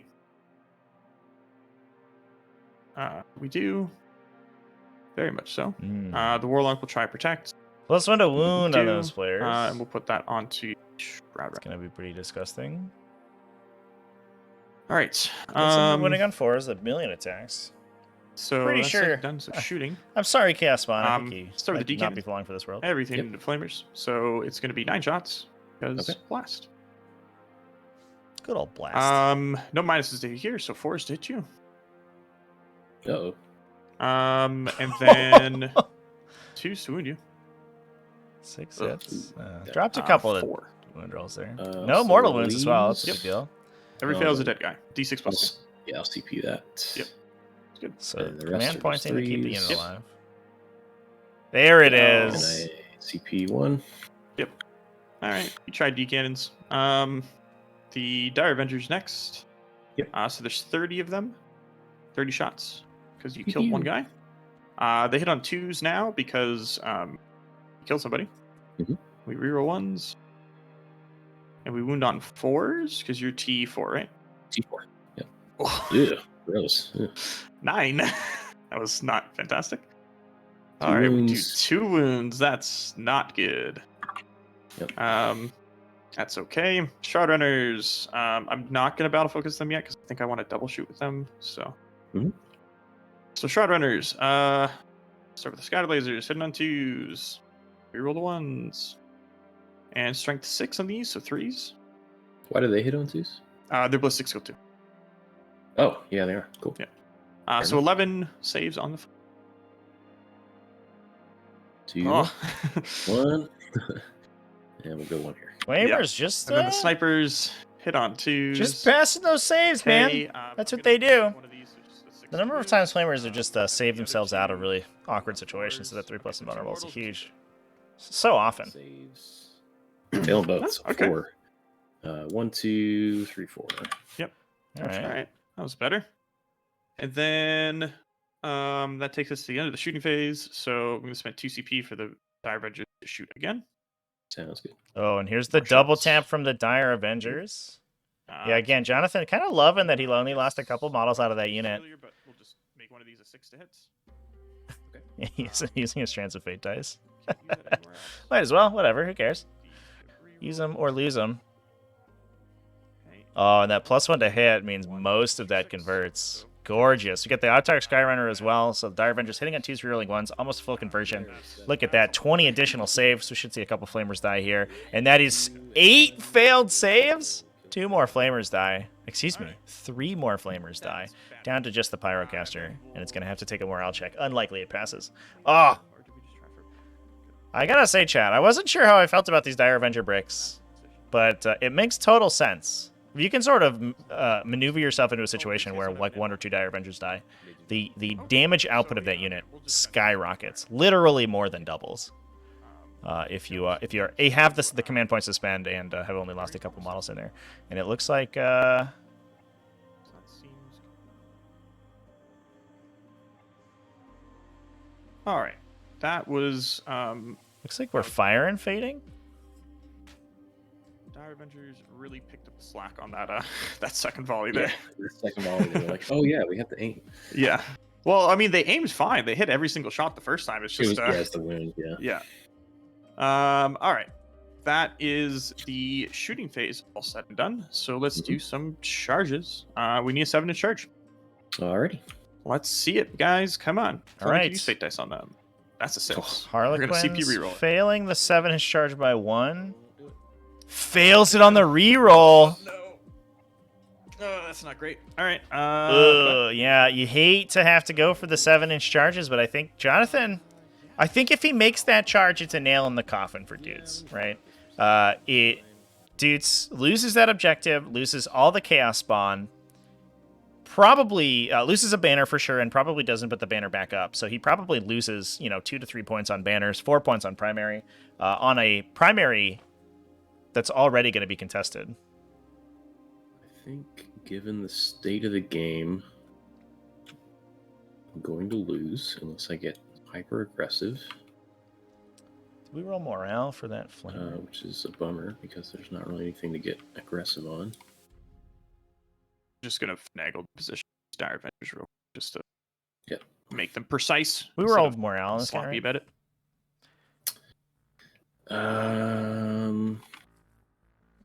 So as of right now, I'm tying you. We except rolled you're gonna morale get in the numbers. flamer, right? I'm thinking about He's it. thinking Oh, that. yeah, okay, cool. Yeah, debating if he wants to auto pass. Yeah. Yeah. Let's see. So you're actually winning as of right now. Oh, because yeah, of they no moved to morale prisoners. phase even, chat. I just didn't even see. My scores will Perfect sequencing. move by a couple points in conjunction with yours. So yeah, I have to get super aggressive. No. The question is, how aggressive are we getting? I think the answer is literally I have to put a brick of shit in the middle and hope you don't kill it. At this point. Fair enough. So Jonathan is not looking basically burnt on command points. It would cost Doots Troops will actually 50% of his remaining CP to keep that and if they don't, the Dire Pyrocaster Avengers will around. set them up. They lost 6 friends, their leadership 8, so it is a 50-50 it runs. Shit. But it could put a banner in the center and Okay, force one more the turn Eldar with to actually commit to the that. middle. If it does stick around, which would be a big deal. Okay. Just roll a 1. Nope, then that is enough to run away the Pyrocaster. Oh, no. Well, fair enough. I mean, that trade was pretty okay for Doots. He lost the 6-man Flamer squad, but obviously burned a ton of CP off Jonathan's side and killed the Shroud Runner unit in the middle, plotting the center. And I think Doots' appraisal is correct. Has to just put a bunch of stuff in the center. Fortunately for Doots, there are no Eldar in the middle. Jonathan didn't commit anything to the center objective, so he can actually just Sorcerer's Facade over there. He doesn't have to try to switch back into double moves or something, anything like that. And there are no casters in good deny range. So Doots can basically do that automatically with Cabal points. Yep. There is a pretty strong position to drop a big brick of Scarab Cult Terminators. That screening is a little bit annoying. So, removes a lot of the surface area that dudes could potentially be teleporting onto. But on the flip side, dudes can do that after he does all of his regular mortal wounds to the Harlequin players. So if we see all of these Rubric Marines, maybe the Exalted Sorcerer jump in and try to do some chip damage to these guys, that will probably remove most of them. And then we see the Scarab Cult Terminators push the center. Soul Reaper Cannon should make quick work of the Shroud Runners over there as well. So dudes forcing a 12-point primary for Battle Round 5, or threatening a 12-point primary for Battle Round 5. I think it is unlikely that Doots confirms it, but it will probably attract so much fire to the center of the table that he will end up sort of draining Jonathon of the resources that Jonathon needs to prevent Doots' back objectives from scoring out. Okay, let's do some moves. Let's Might also want to keep a couple Harlequin troopers alive to charge into the middle. The Chaos Spawn can kind of need them to bank a charge around. We'll see how it depends, I think, a lot on how casualties end up getting pushed. Oh no, it looks like a Chaos Spawn are just going to advance to the center. Here they come. Hello. So again, trying to limit that surface area. I think that Doots probably wants to protect as much of the frontage of the Scarab Cult Terminator unit as possible. You want to prevent those Harlequin Troopers from getting in to do mortal wounds. And the Howling Banshees. Basically all this stuff is pretty lethal to Scarab Cult Terminators once the shields are down, which they are. this stuff is probably Wild game. This is Spin Chat. Super high scoring. Both these players making some absolutely insane plays. That Incarn play was crazy. Absolutely crazy. I think it goes to show perfectly how hard the Incarn can punish you if you don't play perfectly against it. And that's one of the reasons that Ynnari is so strong. Not only is it a faction that benefits from good play itself, which are always the kind of factions that typically do well in competitive play for 40k. If it's a faction that has a wide toolbox and can give you a lot of outs to play in different matchups, that has the greatest chance of winning if you're a good player in a highly competitive format. But in addition, your opponent also has to play perfectly, because if your opponent ever gives you any angle with which to pop the Incarn, the game can immediately be over. And it might be what we see here, chat. Let's find out.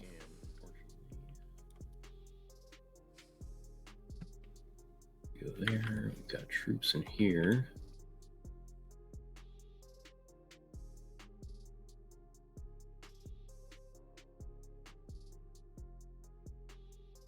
The flamers. Does the scan end at the end of the To the start of the next game? game. Oh, at the end of the game, yes. Or at the end of battle? Okay, cool. All right, that's a thing, I guess. I will advance these. Sure. 17.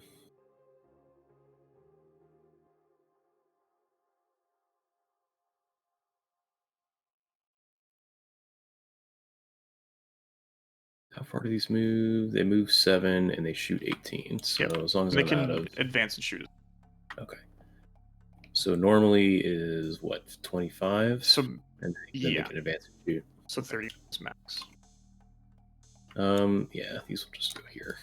Okay. Don't want to just lose another one for no reason.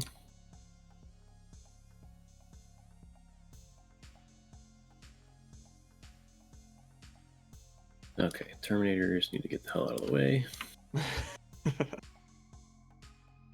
So you teleport. Yeah, they have a job to do, and right now their job is to get out of the way. If only I could still forewarned and your psychic. So nice to do that. Okay, these guys are gonna kind of go like this.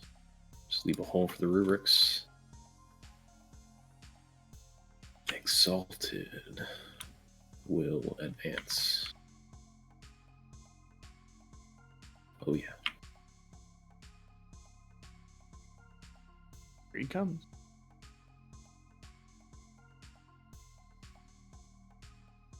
The big advance route to the middle with the Exalted Sorcerer are going to get easy line of sight into the Harlequin I don't players. really need him that aggressive. yet.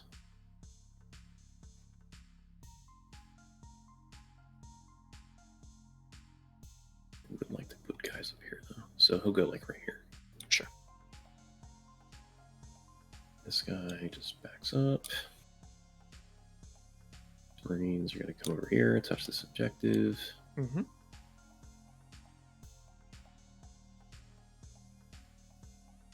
And then I guess the players can get their little bases in here anyways, right? So Yeah. we'll just back up a tad, I guess. Keep some of these on the objective.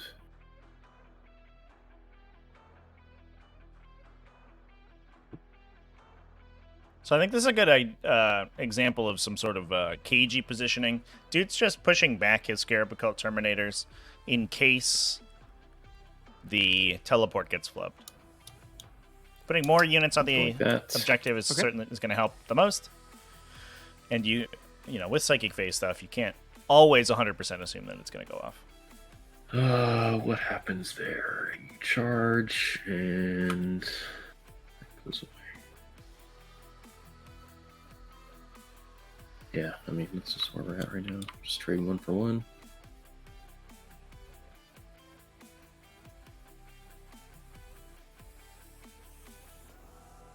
Yep, that has to do that.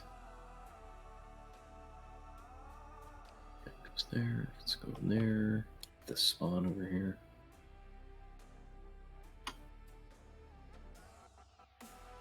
Bait Skimmer is not doing anything because he doesn't want to die. I'm going to advance these purple Doots. Okay. 11. And I'm just going to get one guy at 6.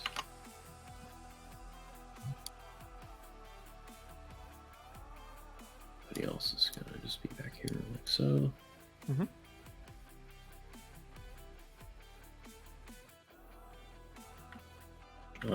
And actually, this guy outside of 24, we can make that happen. Yep. Cool. Okay. I think this is where we're at. Let's do some spooky magic. Yep. The Infernal Master is going to teleport the Terminators for 7 Cabals. Yep. Automatically do it.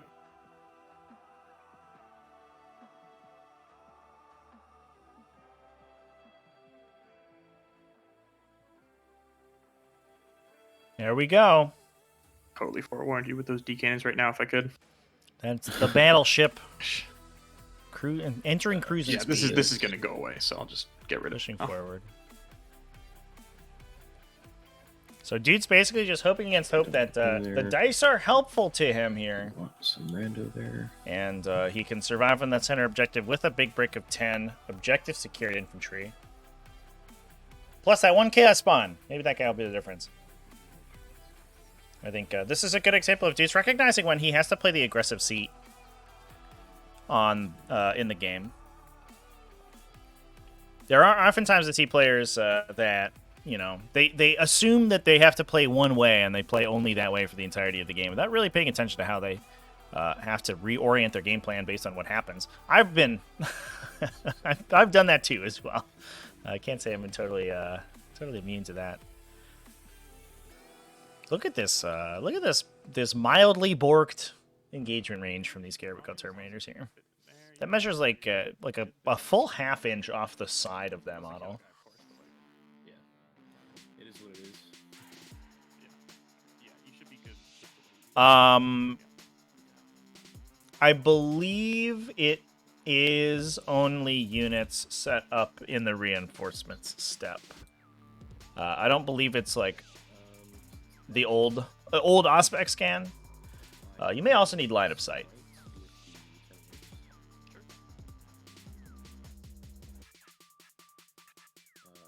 We can take a look. Where's the sorcerer here? Yeah, it's the reinforcement step of your opponent's movement phase, but we're in psychic phase, which is why you can't forewarn that.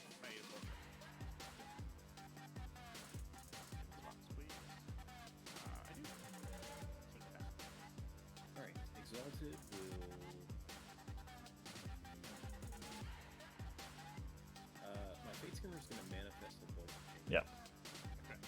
Can confirm. And he does on a 7. Yep. Just so that you can do it Yep. with the exalted. Yeah. Yep. And Makes then sense. how far away are you? We have plenty. Okay, so let's start with a Doombolt. Okay. It goes off, so that's Yep. just 3. Mortals, you got it. Oh, you know what? I don't even have enough Cabals to do the gateway anyways, or Okay. the voltage change. Just doing it for style points. Yes. So that was 3. I'll spend 4 Cabals and just do an extra D3 on top of that one. Okay. That's what I'll do. So I think Dude's here going to see so if he can take kill this another unit in the one. psychic phase. Alrighty. It is worth 2 points Cool. on I'll do Sorcerer's Prowess. Firestorm. Yep. Here comes the Give me a big Firestorm. one, please. But worst case scenario, there's Nope. basically no way they survive the Goes off on a Scarecrow 9, Termination. but it's not a natural 9. So 6s. Oof. Okay, well, I'll just do 4 anyways. I'll take that. Not bad. Not bad. And Oh no, he said Jonathan mentioned he wished he could forewarn with the D It's cannons. actually amazing because now I'll just. So I think I misread your question, chap. You got him. Yeah, he said I wish I could forewarn them right now. He didn't say I'm going to forewarn them. He was lamenting the fact that he could not. So it looks like they did go down. There's nothing really else to do. Okay. I can't charge anything. I mean, you oh can no, shoot I can the shoot. Shroud Yeah, I can Runners, shoot these. Yeah, for sure. Yeah, That's so a thing I I think can do. Let's the do that. Firestorm actually wiped that So, unit. So that'll be 2 points on Sorcerer's Prowess, and then we get to blow up a Shroud No, Runner not a unit. Cabal points. Yeah, so basically done. Okay. Okay. Yeah, so Terminators are going to shoot the Shroud Runners, and Yep. I'll do. So you have Protect right now, so you're basically on I a have a 1-up 1-up save. save. Yeah. Okay. So and your toughness 4. So here's what we're gonna do. We're gonna do. Maybe drop some CP into these friends. Honestly, I just need to get like hyper aggressive. I'm just gonna do +1 to win. Okay. Yeah. Do I lightning fast? Probably not. No, it's fine. Okay. I've got all my Terminators. This should It's clear gonna be the 32 bolt shots. Yep. Shroud Runners. Start there. I'm hitting you on 3s. They do or Yep. benefit no from light minuses. cover from terrain thanks to those 3s. cloaks. Reroll the 1s for the exalted. Unfortunately, losing Maybe I should've lightning fast. our That's a lot of presage threes. here is Yeah, a little me too. sad. Yeah, that was And then 14 4 against threes. 4 +1. Holy crap! All right, well the lightning fast would So have been 16 incredible there. saves. Looks like 16 wounds with that Saves. +1 to wound.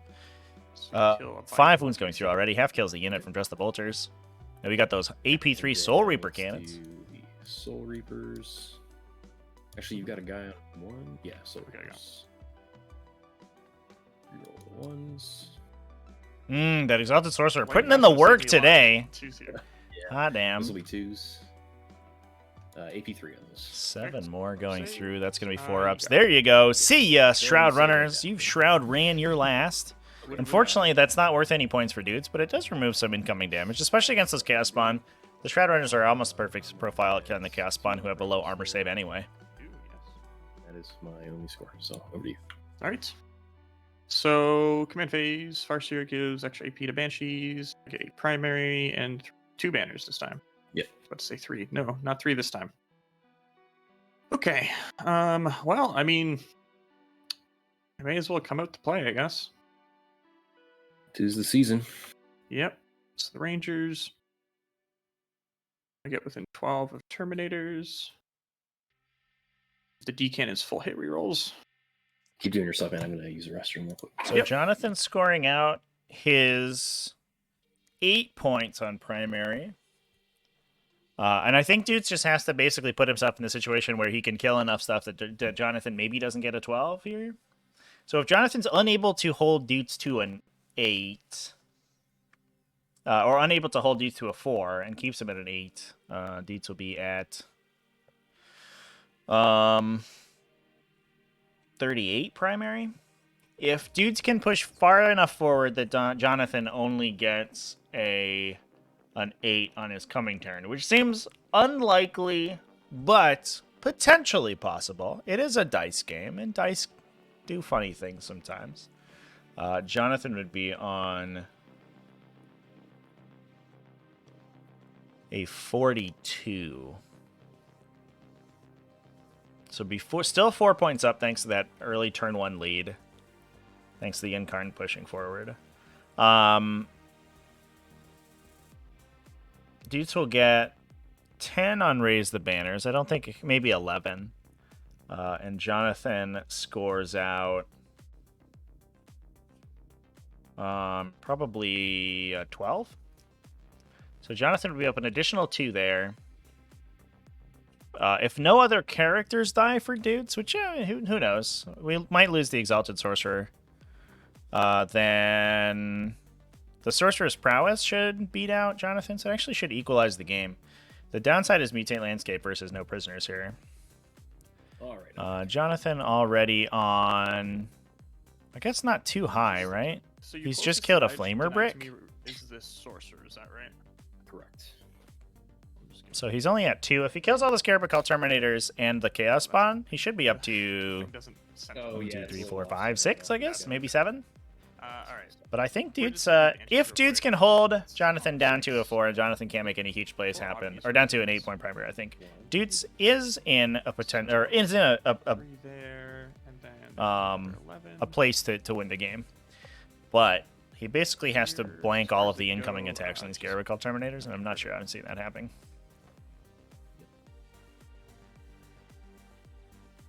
I'm just gonna move the max and all back a bit if need be. Dice do be dice, chat. 3 there. They do be 11 doing here, that.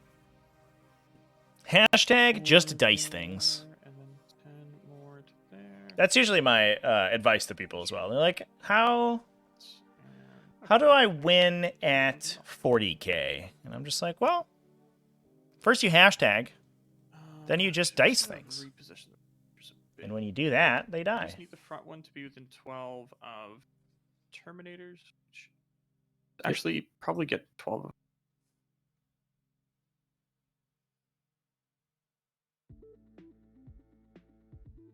Just because I don't want to accidentally kill one.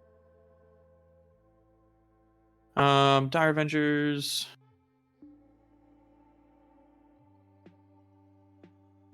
This one has to advance. These guys can decide. So these guys will go in the front here.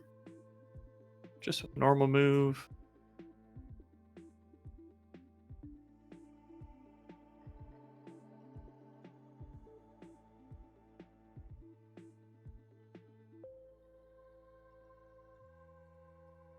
Guess this guy would. This guy just go forward. I just want them with their butts right up against the wall, basically. Hmm? We can try to battle focus across it. Decent. We don't though, because roll 6.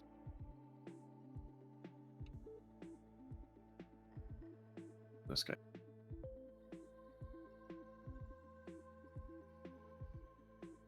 So Gas spawner T5? T5, yeah. Buff. That's fine. No buffs right This is now.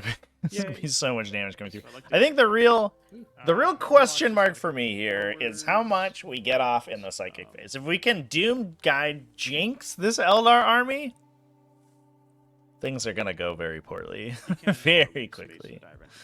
We do have Jinx from the Warlock Skyrunner. We have the Falshu's Wing Farseer.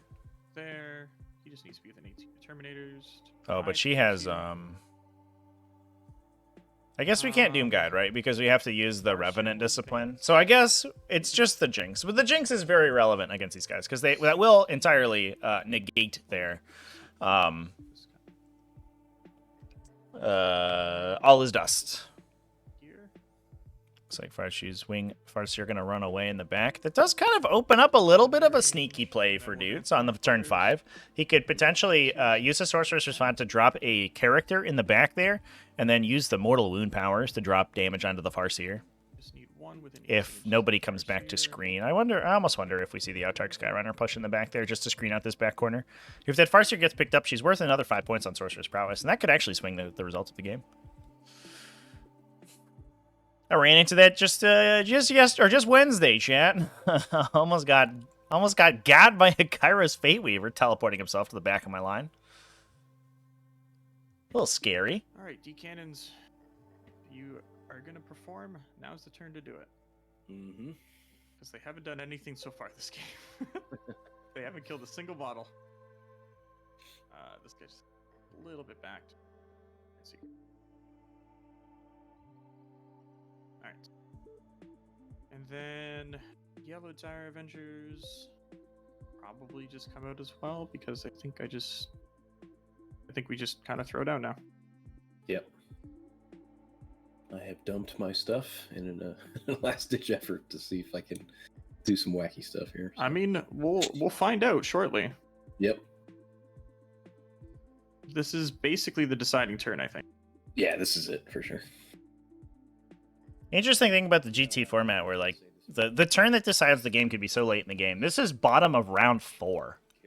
And if you do have these defensive setups like the US Open terrains, they can sort of create that kind of paradigm where you don't have...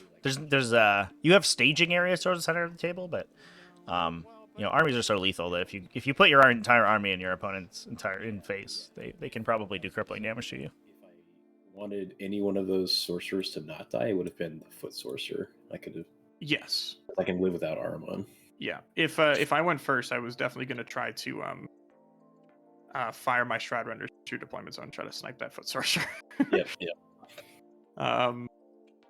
I guess he could just kind of here. Yeah, I guess that's kind of a fun use case for the Shroud Runners, I guess. You can use your Farseer reroll to try to fish for automatic wound rolls with the Shroud Runners. And they move 32 inches on the first turn because they pre-game move 16 and then move 16 again. Their cannons can go into whatever, but then the sniper rifles ignore lookouts there. So you're putting 6 sniper rifles with a couple automatic wounds. So you could be dropping, 4 or 5 wound rolls plus two-ish mortal wounds, probably on average, into a 4-wound character. You probably kill a 4-wound character. Although, obviously, they are 1-damage weapons. All his dust is, hell of a drug. It is kind of weird that sniper rifles, they have the sniper mechanic, so they do the mortal wound, but they are 1-damage weapons. You'd sort of expect a sniper rifle to be at least 2 damage, right? It's like high-power rifle, man. And then these guys just kind of come behind their buddies. Mm-hmm. Just want everybody in the light cover because, well, actually, I don't think it does much against you. Think about it, because you're all like AP2, right? Yeah, AP2. Yeah, AP1, not amazing. Yeah, so it does nothing Yeah. for these guys. Yeah, so you're just looking for the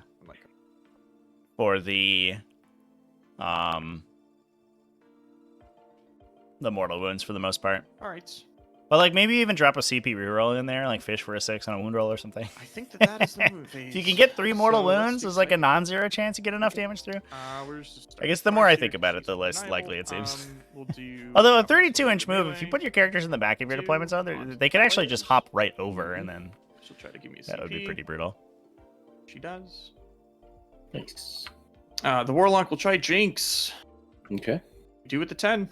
Oof on a 10. This guy's over here. Yeah, you got it. Do we 3d6 deny that Jinx there? That Jinx is going to be an enormous amount of damage. Especially with these AP2 weapons, it's actually going to force the Scarab Occults to a regular save. Oh, we tried to 3d6 deny. Failed it. Let's roll a CP. And there's the CP reroll on a 13. So far, that's okay. All right, shooting phase. So no Jinx. No debuffs went down onto the Scarab Occults. We do have +1 to wound on the Harlequin players, +1 AP on the Howling Banshees. So we're basically a Jinx. Hitting on 4s. Mm-hmm. At a game where someone rolled 5 fate dice for wounds. Oh my god! I do think that having, like a Kurnos bow character or something like that, just to be able to output your 6s to wound to get additional value out of them is super useful. One of the reasons I like Rangers for sure, because you could just like randomly shoot people for mortal wounds occasionally. Like sometimes it just happens, you just roll a bunch of automatic wounds, and you're like, let's roll a bunch of 6s. Yep. Lose So 3 dead. Yep. And so we're gonna take him, and him. You got it. Oof. So I think Doots 2 low on CP here to -1 damage these guys. A terrible start. Really only matters for the D cannons, with the D cannons immediately kill 3 Scarab Occults. It doesn't seem good for our intrepid Tzeentchian heroes here, chat. That was a lot of damage from the first gunshot. Yikes. Reroll ones. That's a lot.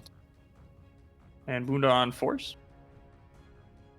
So Alright, well, those are 3 AP2s and that first AP. Dire Avenger shot flubs a little bit. Yeah, 3 AP2s, 5 AP4. Okay, so these are AP2s. Just 2 I've ups. got. Do have I mean, one guy. In you have all in cover. dust and armor steps. So Oh there's yeah, 2 that's ups. right. That's right. That's right.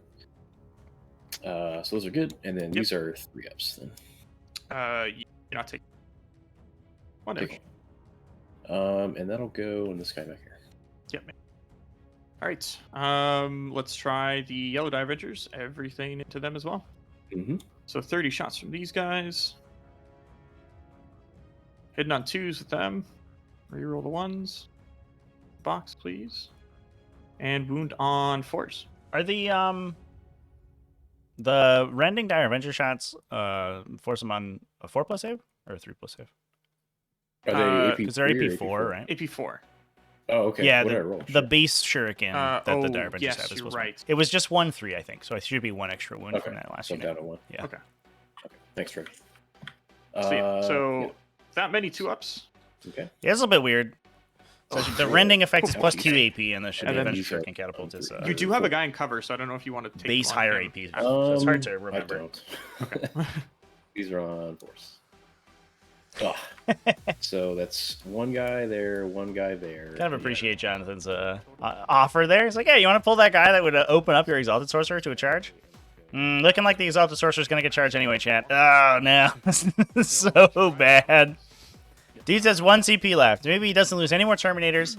He overwatches the Harlequin players. He kills the entire Harlequin player troop. And then the Howling Banshees miss every attack. You know? Could happen, right? All right. Shining Spears. Actually, we'll hold up to do with Shining Spears. Let's do the purple, or sorry, the blue Dire Avengers. Okay. Just everything into Terminators. Yep. They're still a full squad. No rerolls on these guys though. Mhm. So 3s and 4s. So 2-ups and 4-ups.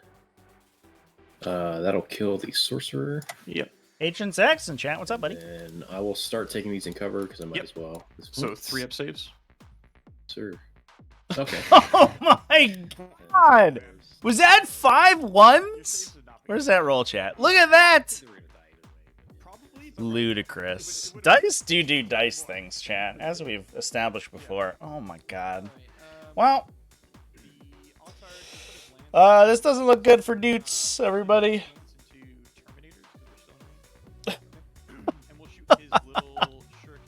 Like, it already wasn't good, but it was like sort of unnecessarily bad. The gods of fate are just rubbing it in now. So 1 AP3, 1 AP1. AP1 Does he is have a all his 3. dice? He does not.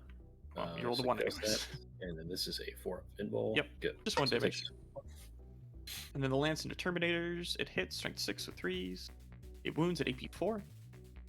That is Yeah. not that. And that's so 2 damage. Nice. Yep. Okay. 1 left, alright. And not to complain about that. The Shining Spears, they'll just put everything they have into Chaos Spawn. Okay. The lances are out of range, so we'll just do Shuriken Cannon first on 3s. They all hit, and 3s to wound, because strength 6. Just 1. AP1. AP1. Yeah, we'll see how these secondaries end up, chat. Right now, the no prisoner score is going to be relatively low. I think it's a 5 or a 6. But it's looking like this Exhausted Sorcerer is going to go down to the Harlequin players.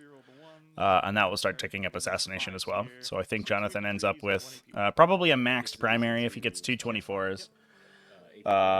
Yeah, a 16, and then his tertiary points. So he should max primary. Get probably like 7, 17, 29. That's like 85. Is that right? It doesn't sound right.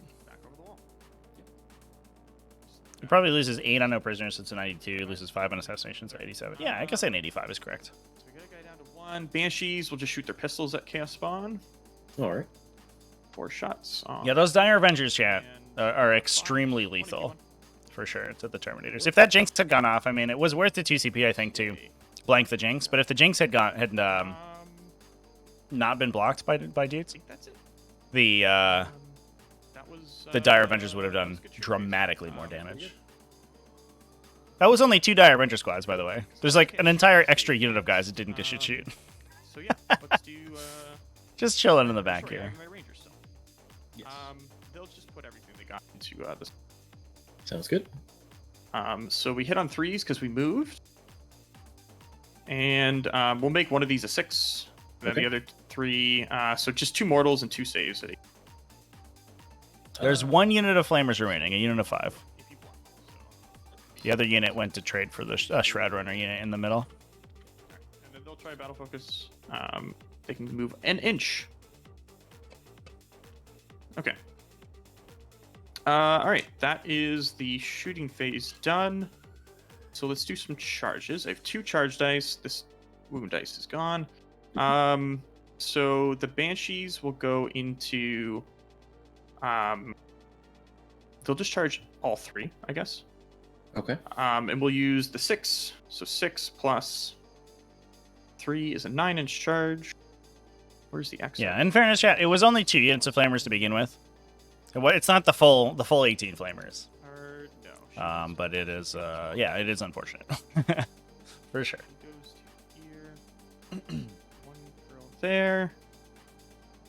And then we want just as many into gas one, basically. While Okay. being eco. So your inch. So he's half an inch there, and then she'll. Okay. Players will charge the Terminator and the Sorcerer. Yep. 4 is, I think, Just enough. Yep. And we're gonna spend a CP here to do some mortal wounds to you. Yeah, probably. I probably wishes to get some more flamers for sure.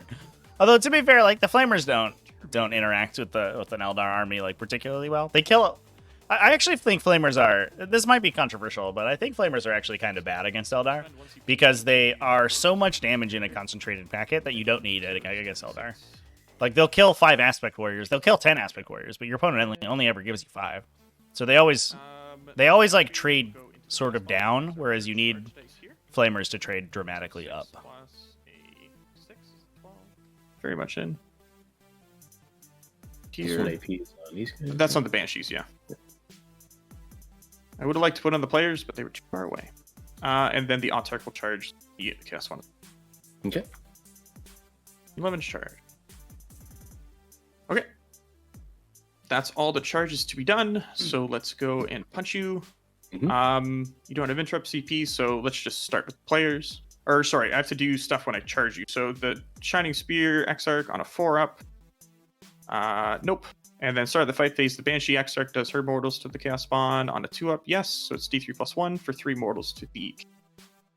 1, 2, 3. Okay. So yeah, we'll do players first. So let's get as many in as we can.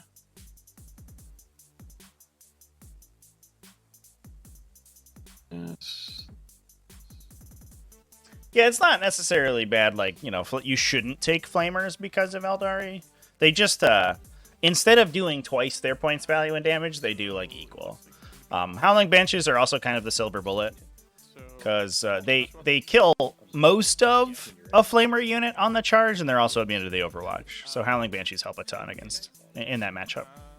Yeah, I mean, I think they just kind of hang out there. Honestly, I was. Yeah, it's just like I think it requires your opponent to cooperate with you if you can split shots with flamers.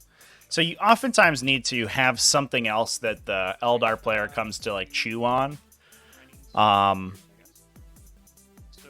So it might even have been like, it might have behooved dudes to just like make this happen earlier in the game and just try to survive in the center with the Scarab Occult Terminator brick. Threaten the 12-point turn and then force all these Eldar units to come out. And if he did that like a turn or two ago without sending the flamers forward, maybe that was okay. But unfortunately, Jonathon was threatening 12-point turns early in the game by putting models in the center objective, so he can teleport over there. He'd have to temporal surge. It certainly would have changed things. I do wonder if that's a line of play that Doots maybe should have considered, though. 2 damage. or sorry, AP4 or something. So The downside of Flamers is that they're not a great like aggressive unit because they don't deal with walls very well. Walls are kind of also an answer. So yeah, there goes all the chaos spawn, all the Terminators. Like we talked about though, the amount of work it took for Jonathon to kill the units in the center did mean that Jonathon could no longer deny Doots the 8-point primary on round 2. Gonna come engage these Rubric Marines. Ooh, I like that. So engaging the Rubric Marines, let's give them a pile and consolidate. They can actually use that to get around the wall, but there is the danger it pulls them off of the objective. Yeah, I wonder if they just get the Aspiring Sorcerer to pile and consolidate around so that it's in line of sight of the Banshees and it can just drop. Shots over.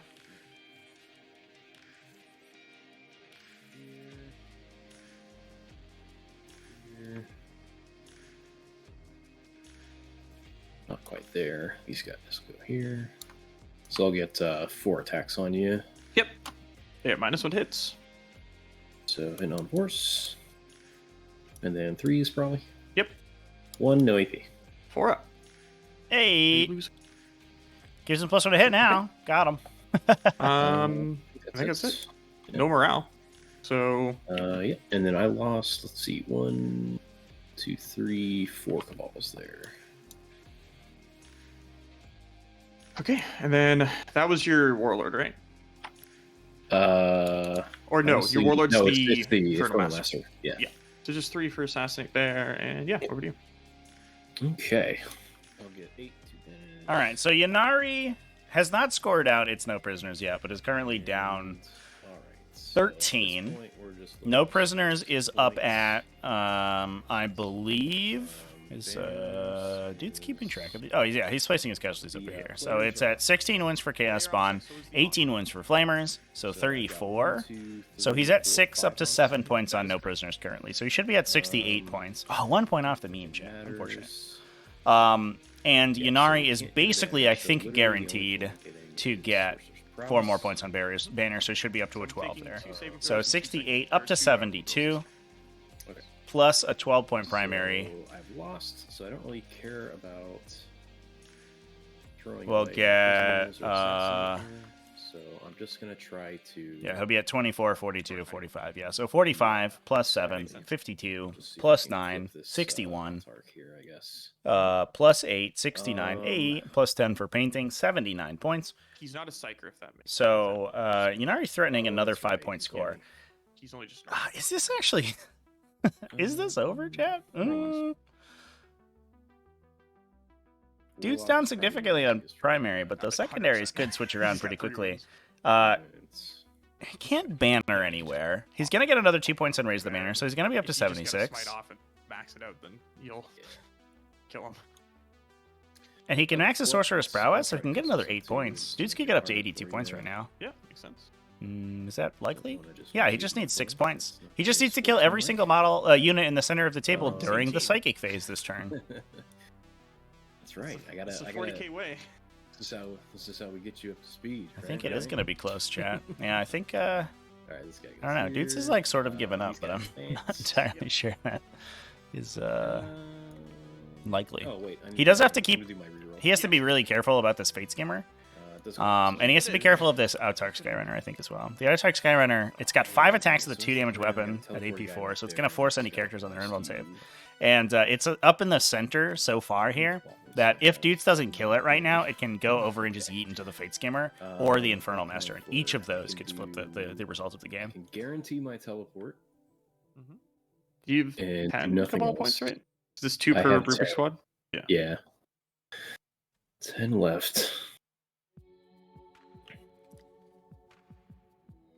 Maybe we get some points here. These guys can do that. This guy is unfortunately back there.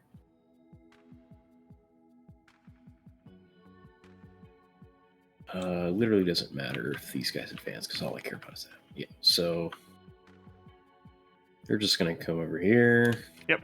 This guy's gonna Just run stay outside away. die range, yeah. Yep. Skimmy will just... Actually, can you go... Yeah, I think Is there that's like the a way line to that do goes it. through here? Let's see. Yeah, The oh, yeah. Autark. Oh, sees the Autark. Let's see.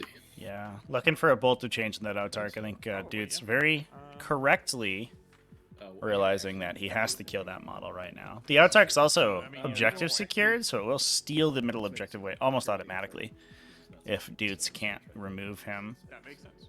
Same ones. They have 6. The Flamers will advance. Sure. 5, so we're going 17.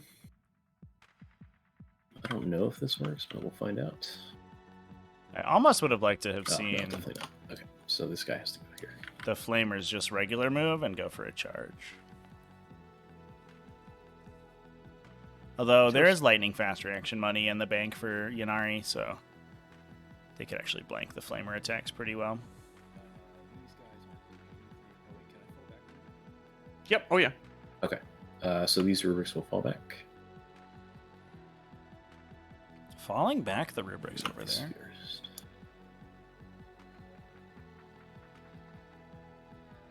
That goes 3, 3.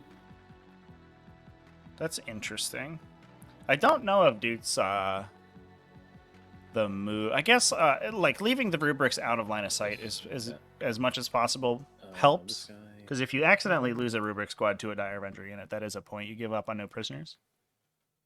Don't really care about movement so much. Yeah, I think so. The issue there, right, is that I don't know if Dude's used the pile and consolidate. Oh, I don't have my telestrator active right now. But what he could have done is use the pile and consolidate to get the aspiring sorcerer out over here and draw line of sight to the Howling Banshees. So you can smite with the aspiring sorcerer itself, smite with all these guys, kills the Howling Banshees, and then that opens the unit to do whatever. There is danger there where your smites get denied or whatever, and you're forced to spend psychic cast to go into this unit that you're going to kill anyway with guns. And if you fail, it's really bad, because then they just get to activate again in your turn. Nailed it. Got it. But on the flip side, this unit then gets exposed because it has to peek around this corner, and you could see these Dire Avengers just yeet forward and try to remove them. So here comes the rubrics All right. coming in the back here. Oh, we have the Aspiring Sorcerer right next to the Warlock Skyrunner. So what we're going to go is for a smite and then additional mortal wounds to ensure that we kill that guy. And he's a character since he's a singleton Warlock, which means that model's worth 5 points in Sorcerer's Prowess right there. So we actually don't need to kill that much to max that secondary. Goes off. Yeah. I deny it. So I think that is and because the Farseer is so far back over here, there's no Forewarned available for the Ynnari. That was a big mistake. Moving these Dire Avengers up to the middle of the table and not screening out that back line. does he score you? We got Jonathon He doesn't. making a whoopsie there. Do this very carefully, though. Yeah. So 3 Howling Banshees dead to the first smite. Let me do a smite next from that guy. Aspiring Sorcerer. Yep. That does go off, and you can't deny me, right? Nope. No. So I'll spend a CP, so that's just flat 3. Got her.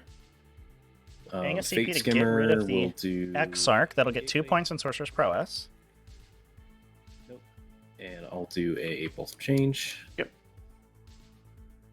Yes. Oh, a I'm going to do that in 10? the players. Okay. On a bolt. All right. So the bolt's going to go into the players. Every single model it kills is going to be an additional mortal wound to the unit. So if we can roll high enough, it actually can Oh, yeah. potentially like nuke most of the unit in one shot here. What do we get?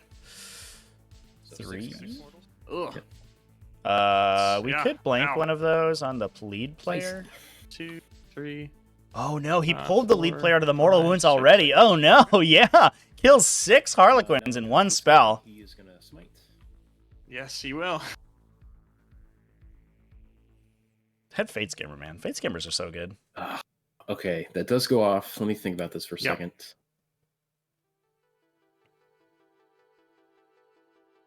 Shit. Yeah, so should've it's done this the other way deniable around. right now. And I think Doots is feeling that he probably should have used this unit first, since this is worth way more points than killing those Howling Banshees. You just get undeniable. Yeah. It's going to eat all of his Cabal points to This is going to be so bad. make the spell Yeah, I'm just going to make it undeniable. undeniable. Okay. Yeah. Probably. This is so bad. All right, So, here we go. So just 5 or got to 6? rod on. Yep. Oh, and then has to roll the 3+ and the D3. Only Alright, I 2 get a mortal reroll. wounds. No. Yeah, couldn't No. couldn't both make it undeniable and get the additional D3 mortal wounds out, and it already used his flat 3 mortal wound spell. I think Doots sequenced his psychic phase there and just cut himself 4 points on Sorcerer's Prowess. Okay. Ooh, you hate to see it, chat. Allow them to do like a bolt or something. Yeah, because right now they can't do anything. Right. You care if I take that back? I've already seen the damage. The undeniable. Yeah, I just let you deny the other one basically. I mean, yes, that's Okay. Jonathan Try to- over Because here. there's no way to do the other way. yeah. You're doesn't. I mean, I'll just see it. Yeah. For sure. So Doots. Wow. Okay. All right. Okay. do Denied. And then what I do is I do the 8 Cabal points to do a bolt change. That's what Yep. I actually do. So you're back up. To Okay. So what happened there, champ? The player's doing a little bit of TC backsies. Doots realizing that he did not have enough Cabal points to do everything he wanted to. Oh wait. Wants to allow Jonathan to Probably better. deny his Because it's just smite, three. Yeah, just guaranteed. Yeah. So 10. which he 10? did, I and then mean, doing I a have bolt of that change done. here instead of the undeniable smite. Oh, one off. So close. Almost. Do I bother auto to denied. reroll it? I think we just fix Warlock dice. Yeah, that's fine. Okay, cool. Appreciate that. That was a clusterfuck. No Thank worries. you. Okay. Okay. Yeah. So we So used that's the all. Oh, okay. Yeah. So what Doots didn't realize is that he forgot that he has 2 Forward, bolts of looking at change. Players. Got it. One on the Inspiring So Sorcerer. everybody's in range. I didn't advance, so it's just going to be. So he went to cast again, yeah, and couldn't have done it while also making his other spell undeniable. So asked Jonathan if he would like to deny the smite. Don't mind. Jonathan said, "Sure, go ahead. It's fine." Denied the smite. The bolt of change went off and killed the warlock anyway. All right. So Doots will max the Sorcerer's Prowess. Probably got him. Oh, one left. Right. These guys didn't do anything. So we'll Kudos have to green Jonathan shoot- there. I'll shoot a bolter at the point at the Honestly. player. I think it was. I think Doots just get a little flustered and missequencing. Probably playing perfectly. Probably would have made that come to that decision earlier, but it is unfortunate he did it after rolling dice. But totally up to Jonathan to allow Doots to redirect his psychic phase and just allowed him to do it. Which is real nice of him. So we'll What a see our sportsmanlike save. decision. So yeah, one wound. Sorcerer's within range. He gets 4 hits. Wounding on 5s probably. Yep. 1 AP2. 5 up save. Okay, you killed a guy on 2. And then 2 bolt guns there, and then I had 1 into the dude. Mhm. So to the Shroud Runners, nope. And Okay. into the troop. With hit. 1 wound. 4 up. You got him. Pew pew. Okay. Skinny can't see, so we'll have red. Oh, that was green, sorry. Yeah. He was still in range. Okay, so red will shoot everything into Shiny Spears. Sure. And I see. The Two Soul guys, Reaper won't maybe. be able to because he's not touching the main. Yeah, so But actually, you know what, everybody we'll else just- can it. We'll just make it easy. We'll shoot everything here. Sure. Yeah, I mean, you still got the flamers. No more lookouts around that Outtake Skyrunner. Soul Reaper. Probably gonna go down. Is he minus on the hit? The Autark, no. 3s. Yep. Give me 4, AP3. Invulns, 4 ups. Takes 1. Awkwardly, it doesn't look like Doots is going to get into the center D3 objective, bolt which guns. does mean that Jonathan is automatically scoring his 12 points. On 4s, probably. T4. Yep. And a Flamer. 6 shots. 5s to 1 AP2. 4 up Invuln. Takes damage. And a 4. Alrighty. Oh, okay. Well, just kidding. Good thing the flamers are here. Shoot the blue horrors at him. Yeah, Get him. Flamers, everything into here. Does this Yep. guy have a decent weapon if I charge you? If you charge me, it's only strength 4. So it'd be 5 attacks and strength 4. Neg 4, 2 damage. Hmm. Okay. Yeah. So the So Skyrunner flamers, can yeah, fall here. back and charge thanks to the Eldar strat. yeah. So charging into him, I don't mean, think the the Shiny Flamers Spears- get it done by themselves. He's got a 3+ armor save. They don't have any AP Ooh, on their that was weapons. 10 plus 15 is 25. Well, kind of garbage So you're on their saying there's a Flamer chance. shot as well. It's not impossible. They're 3 T4, swoop? right? Yeah. That's a lot of wounds. All right, 17. Just 17. And they're 5 up invulns. I'm gonna save. I'll save 4. Can do shenanigans. They're dead. Super dead. All right. 2 invulns passed. And then these dudes back here. Vaporizes those shining spears. Get I'll absolutely just destroyed. use these guys. Why not? Oh, it's true. Yeah, chat. The flamers did advance. So I think we're looking maybe to get the Reaper Brains in Soul there. Reaper. Twos for this 2s. Yep. So just 2, maybe 3. 5 up invulns. Kill a guy. Couple of bolt guns. Actually, I don't think they're in rapid fire. No.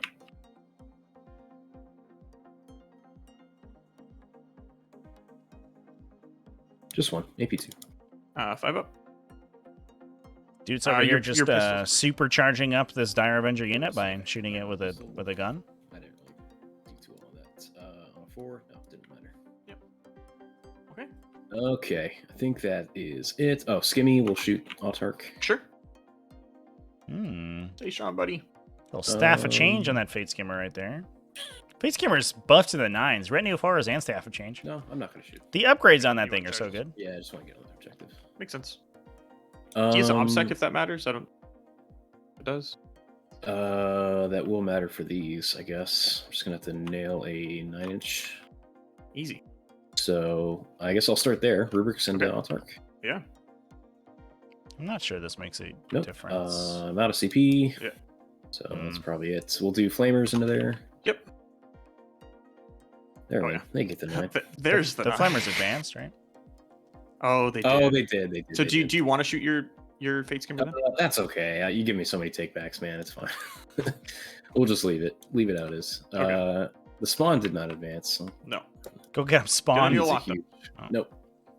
And green, maybe? No. Should have kept that purple squad in melee, chat. And then I guess these guys. That was a mistake, yeah. I think Doots had a really strong turn Probably. that Are you just a strong Dire plan Avengers? that turn. Yeah, just Dire Avengers. Yeah, I will Overwatch. But I this think that, eventually, so Yeah. 1, 2, 3, 4, Kinda 5, fell 6, apart a little 8 bit. Guys, so 8, so 9 times. It was a little 7, awkward. It's so many and small 7, shooting 10, so, activations 5, that are 6, kind of 6. tough. Not fantastic. And then we wound on. Tough to Fort. sequence, I guess. I don't need. I think my- the looks no, like I the want to keep rubrics support. declaring a charge into the Just two, Dire maybe two. Avengers. Not sure we needed Three that. saves. Take a wound. Overwatch, blinks 1 for 1. Yeah, easy. Okay. I don't think I'm going to take On this it. from you. So I'll just, No. Yeah, Yeah. I have a lot of points on it. we'll just go this way a little bit. Mhm. Maybe force a morale check. I mean, it's pretty likely. Made the charge. The fine. casual 11. Yep. No big deal. I may as well. Like, Does cost a CP to fall back and shoot with that unit, so if we want to be able to use them, then that's Yep. pretty strong. So I do think that Jonathon has another 3 points on assassination now available to him because he can just send the Sunstorm Three. to go kill the Fate Skimmer. He has the third objective easily because nothing got on it. Has enough objective secured here to retain his banner and all his control over here. I'm just gonna auto pass this one with my save. Makes a whole lot of sense. Okay. And it's to you, man. Yeah, and so you I can think tag the falling DPS back that as well, rubric so squad was a actually, big yeah. mistake. He also would have So they gotten can't the pilot shooting consolidate, so into these whatever. attack you. Holding that objective no longer matters So, once it 4 goes over attacks, to Jonathan's turn, because Jonathan will already have taken the middle. and 5s. I guess the awkward part was that there would have been nothing on this Dire Avengers objective, but I have don't 1, think, 2, yeah, I don't 3, think that 4, makes a 5, difference because 6, you've already 7. scored. So 7 times 2, plus 1 is 15. Yeah, so I think, Plus 1 hit now, so 2s. I mean, again, sort of minor Five. misplays in that last turn. 3. Any AP? I can't imagine that Doots is used to being in a situation where he loses like the 2 most important Alrighty. characters in his army almost instantaneously. That's all my stuff. So I get 7 more in prowess, so that'll max me there. I just gotta roll morale for the Dire Avengers. You can't break the banner, chat. After they- Doots' turn, the 6, banner's so- unbreakable. And I'm just gonna add my 2 in-game banners just so you Yep. know exactly what you gotta do. Sounds good. Or, Yeah, that was wrong. There you go. Oh, yeah. 2 endgame banners. There it is. All right, so Doots' final score, 82. This, Yeah, I was going to basically automatically 12 it out. So no prisoners. And again, so count up the no this is prisoners. So 30. down by 10. The no prisoners should be scoring 7. 50. So the assassination will tie the game, and then banners will tick it up for Jonathon. So I think, assuming that we don't make literally infinite sixes with this Fate Scammer, I think that Jonathon wins the game here right now. So 30 plus 16 plus 3 times. Yeah, new 6. banners is weird, chat. So we're at 7. I agree. It's I don't know. I don't love it actually. It feels a little bit too safe. I don't know. So you'll get at least 2 banners. I'll get yeah. So I'll get 2 banners at the end of the game, or start of my turn, and then 2 at the end of the And 2 more, well. yeah. So we're tied already. So you get 2, 4. No, it's 3, 6, 8, 10. yeah. So you 2 should at the end. Yeah. So tied. Yeah. And as long then as you kill a character or kill some stuff. Yeah. But I do need to maximize my points because I'm 3 and Yeah. 1. So Yes. Yeah, so Jonathon, I think there was an uneven number of players in this pod, so this is actually a pair down for round 5, which doesn't happen very often. So Jonathan's looking to score highly enough that he can score secure his the top placing in the pod. Dude's already actually looking pretty good, I think, for that. That just matters for standing placings, though. Really, I think Jonathon certainly played extremely well this game. Very seldom will we see Jonathon with a bad game played. Yeah, we'll get some. If you have any questions for the players, throw them in chat there. We'll have a little bit of a discussion at the end. I do think it is a really interesting list from Jonathon. Jonathon, just go send your Skyrunner in there, bud. He like one-shots that thing. My guy moved 16! He's got a 2 damage gun. He could even kill him in the shooting phase. Wouldn't that be cool? Yeah, I'd also like to discuss what happened on turn 2 as well, because I'm not sure what the sequence happened where the Incarn did not get redeployed on. So certainly some mistakes to do. Oh yeah, you could scan the middle. I guess the Avengers, they scan and shoot anyway, right? So he just gets the middle objective.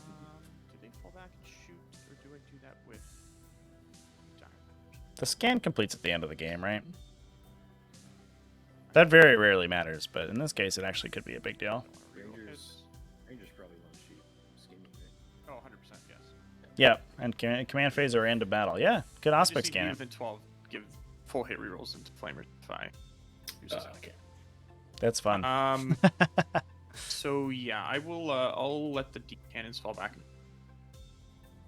Okay. Oh, actually, no, it doesn't do anything, Chad. Just kidding. It doesn't do anything, because Jonathon's already maxed on primary. Just to make sure I can.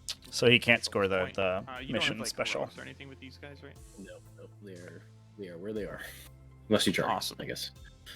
Oh, that's true. Yeah, I'll probably But just it's not smack gonna them, matter. honestly. Yeah. And then the Yellow Dire Avengers just hop to the other side of the wall. The funny part right now, Chad, is it does give style points. You know, like, check this out. Get out the aspect scanner. Let's go. The interesting part here, Chad, is I think that what Jonathon's about to do is make every possible attack, because his no prisoner score is actually very relevant.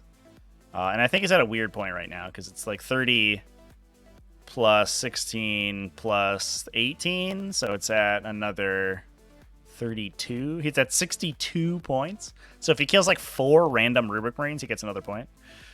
So rolling out like every possible attack is actually kind of an important deal. It's pretty unlikely. That is 3, or that's 4 victory points. We are so after this game, chat, I'm gonna go to a little bit of a break as soon as we talk to the players and hang out. I think around 2 p.m. is what it's looking like right now. I'm gonna go live with Darktide. We're gonna play Darktide for a little bit. I was gonna play Darktide this evening, but instead, I think what we're gonna be doing is well, by I think, I mean I know. What we're gonna be doing is the Pod 25 finals, which is also gonna be with Jonathon. Jonathon going on vacation next week, so he is gonna play all his pod finals today. So we get to watch another game with this list. We get to watch this interesting Ynnari list in action. So stay tuned just a little while after this game, And I'll be streaming literally all day. It's so much streaming, chat. It's like, it's crazy. It's like actually unbelievable, but I'm not streaming. No, she can do might or +1 melee. Yeah, that makes sense. Now we'll do a smite. Okay. It goes off this. Try it. You do. Yeah, tonight. All right. Psychic. So shooting. Let's start with the Autarch. He'll shoot his lance back at the Chaos Spawn. Wolf Kings, I believe in sorry, you. let's do You'll be Rangers fine. first. So 4 of the Rangers can see this Fate Skimmer. Just We'll don't- shoot all those in. Just don't make a single mistake and play perfectly. We'll shoot, You'll be okay. Flamers, I guess. So 4 into the Fate Skimmer, hit on 2. I think it's weird because the like I guess you could do this, right? Or you do like 1, 2 flamers. Like these are those break up like unevenly. You could do this. So just 2 Do the other one. Yep. Yeah. And then the other sniper into the flamers. Hits on So a that's 2. 3 plus 3, 6. I guess 4 points left over. So he only has to kill 3 rubrics to get a point. The D cannons just dump everything into flamers. I don't think I'm going to use my CP on this, or do they just shoot? No, we'll shoot flame. But they're saving on 3s. Yeah, really, it's just Marines will like, be you know, saving on- finals games are just basically just a regular game. I wouldn't worry about it at all. Yeah, exactly. Let's just do Dire Avengers first. They'll just put oh man, rubrics are so hard to kill for Dire Avengers. Yeah. These guys will put everything they got in horrors, I guess. Hilariously, the So horrors it could died also 10, so split yeah, so into it's- brimstones and actually increase the amount of no prisoner score that Jonathon ticks up. If the Yeah, they can also- if it takes the horror, if it takes the Dire Avengers multiple shooting activations to kill the horrors, it actually will take them a little while. They could potentially Yeah, so 3's give up multiple points. 4 ups. So you kill 9. all but one. Alive. So I get the split. Yep. So 4 come back. Yep. So I'll I'm just I'm not gonna do anything stupid here. I'll just go like Yeah, this that's and bring in 4 guys. One blue horror so I can add remaining. 4 to my tally. Yep. I'll take it. All right, so we'll just charge them, I guess, with Dire Avengers. So the other yellow Dire Avengers put everything they got in flamers. Okay. So there is 1, 2, 3, 4, 5, 6, 7, 8, 9 guys. So 30 shots. Mm-hmm. These guys hit on 2s and wound on 4. 10 saves for you. Stop the count. Kills a guy. We got a guy. Is Jonathan about to steal the pot election over here? The first, I guess the first you'll just pistol you. Okay. Do that. 2s. She misses. All right. Never mind. Character's always missing a pistol. I don't know what it is. Yeah. They really don't want to try that hard. They're just like, whatever. They just do a little desk pop and call it good. Yeah. Exactly. The Autarch will shoot his catapults into the Infernal Master and then the bigger gun into Chaos Spawn. All right. Oh, actually, what is shooting the Chaos Spawn rest? Should have shot Dire Avenger instead, but that's Chaos Spawn. Maybe we can shoot the. Okay, we missed the land. It's okay, it didn't matter. And then into the Infernal Master, 3 hits and 1 AP. 1 AP, my invul probably 5 up either way. Yep. He's good. Okay. So just figuring out D-cannons then. I think that they just. Well, we got 1 guy in range of the chaos. So 1 guy will shoot the Chaos Spawn. Okay. And then the other 2 will just dump everything. Okay. So we'll start with the little catapults into the Marines right in front of them first. 3s to hit. 4s to wound. 1 AP 1. 2 up. 2 up, yeah. You're good. The D3 into the Chaos Spawn. 2 shots on 4s. You got a hit. All right, D cannon. Just don't roll a 1. Did not roll a 1. That's AP4. Oh, actually, no. I could roll another 1 and not kill him. Oh. Okay. Okay. Yeah, he's dead. Yay, we did it. And then the 2 D3 shots into the Marines for 4 shots. Hitting on 3s this time, so we can see you. Get another. All hits. 2s to it. So 1 mortal and 3 Nick Force. Nick Force. So that is Just a 5 up AP hit points. 2. Yeah, either way. Or you're not. I'm not ignoring line. So 2 guys and 1 mortal. 2 guys and a mortal. So kills this guy, doesn't mortal. Yeah. So it is what it is. Okay. That's all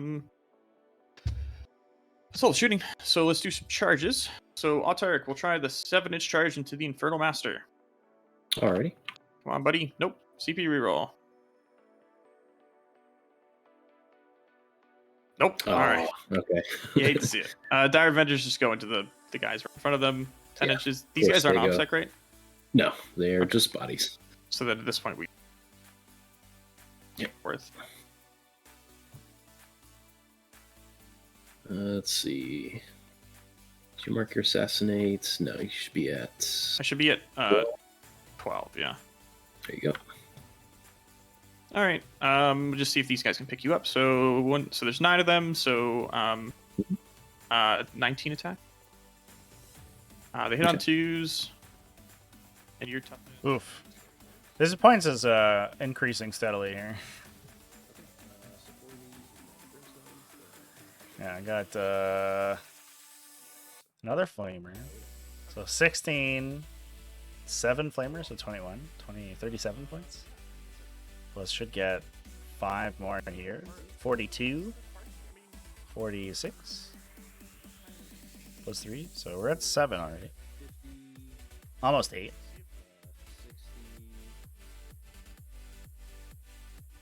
And then there is a potential that the Outright Skyrunner makes a big charge here to the Infernal Master and kills him. And if he kills him, that's another 3 as an assassination.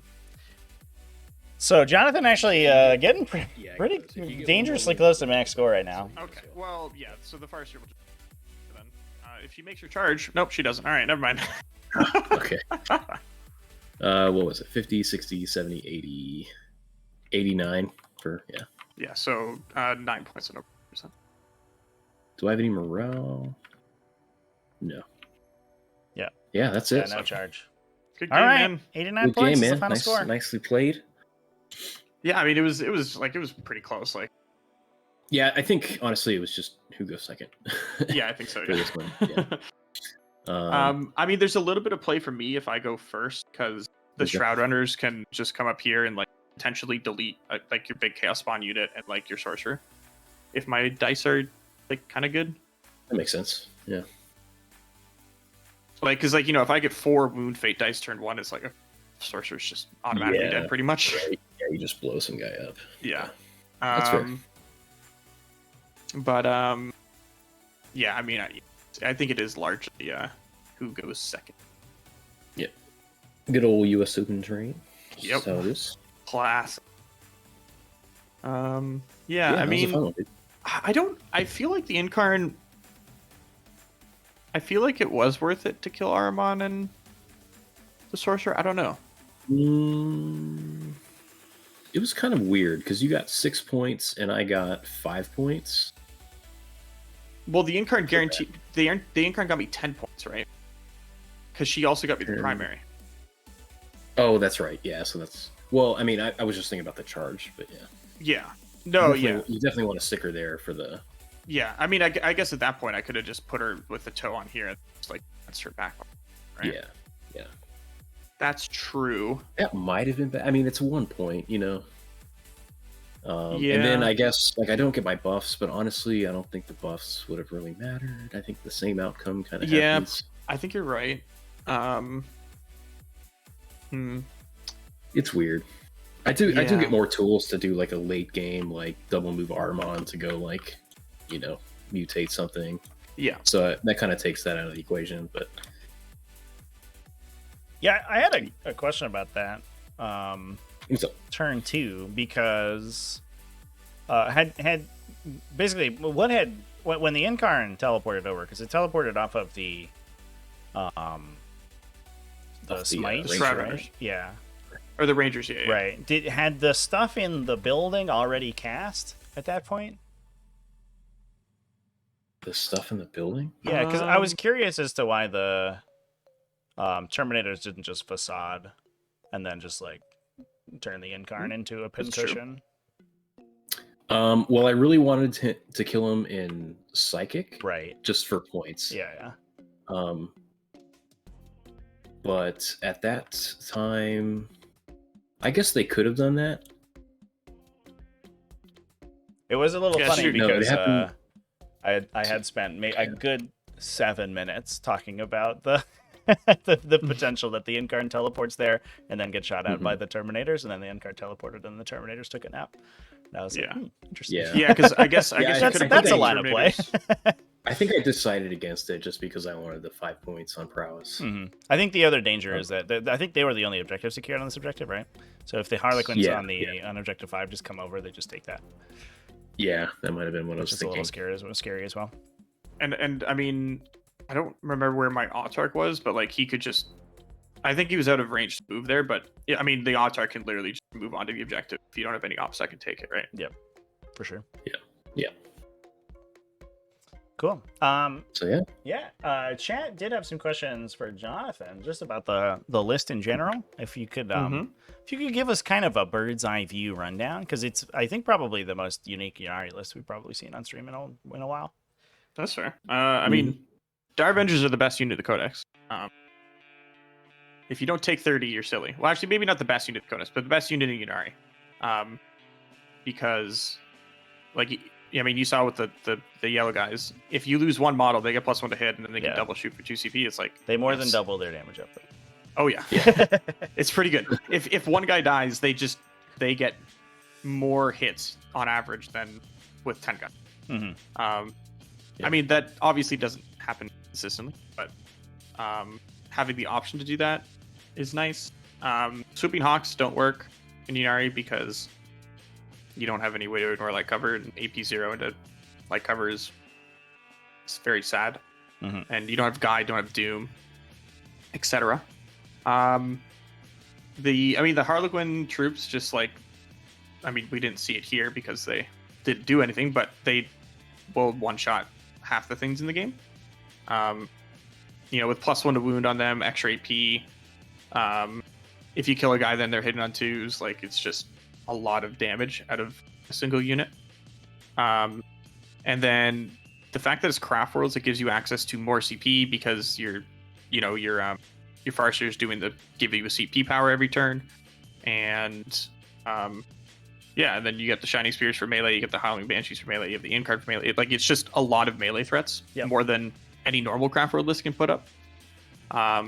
Less shooting, but like at the same time, it's still a good amount of shooting with like D cannons and 30 Dire Avengers. So yeah, and I mean Shroud Runners are just all around fantastic. They make the elf and demon matchups a lot softer, a lot kinder. Because just like 36 scatter laser shots hitting on 2s are just very, they'll just pick up like, pretty much anything. Those guys surprised me. Those guys were cool. Yeah, they're not super good into like the Thousand Suns plus demon one, because like their only good target is like, the flamer.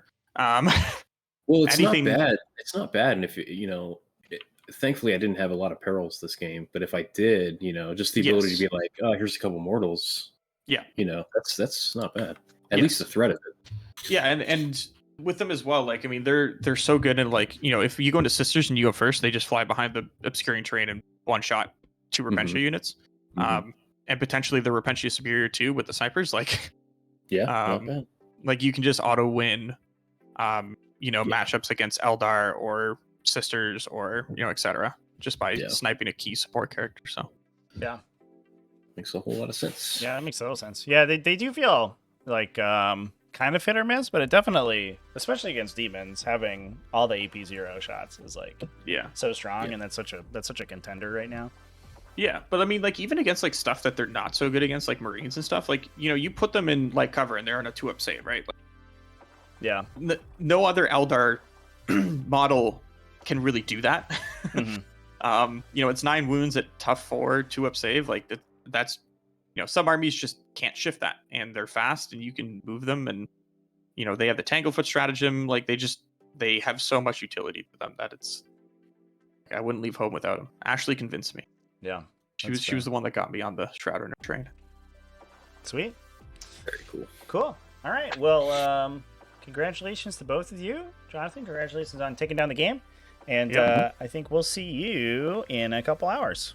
Yes, you will. And I can actually win that pod. Yeah. Oh, you got another one? You got another one today? Yeah, I do. Oh, damn. Okay. Well, good luck, man. Yeah, this is just Yeah, warm thanks. up. You're just warm It's just the warm up. Yeah. Yeah, the one that really didn't matter because Just if a I couldn't team deny. scrimmage going on here. Yeah. Because how many points did you need to clinch the pod? It was like. I got it by like 9 points, I think. So I needed Yeah, like so- 75 Yeah. or something. That's Yeah, like 75. impossible to stop that. Yeah. Like, how am I gonna stop that? Like, come on. Yeah, no, that ain't happening. Yeah. So I mean, at least this gets me like second place. So actually, dudes, this was all part of the plan, right? Like, you still get first, and I get like second or third. Like, Exactly. Hey, shut up, dude. Playing a long oh wait, game. we're I see live how still, it aren't we? is. Yeah. Oh, That was a good game, Jonathan. Yep. Thank you. Very sportsmanlike. yes. All right. Thanks, guys. Yeah, All right, thanks for y'all. the game. Have a good one. Later. Good stuff.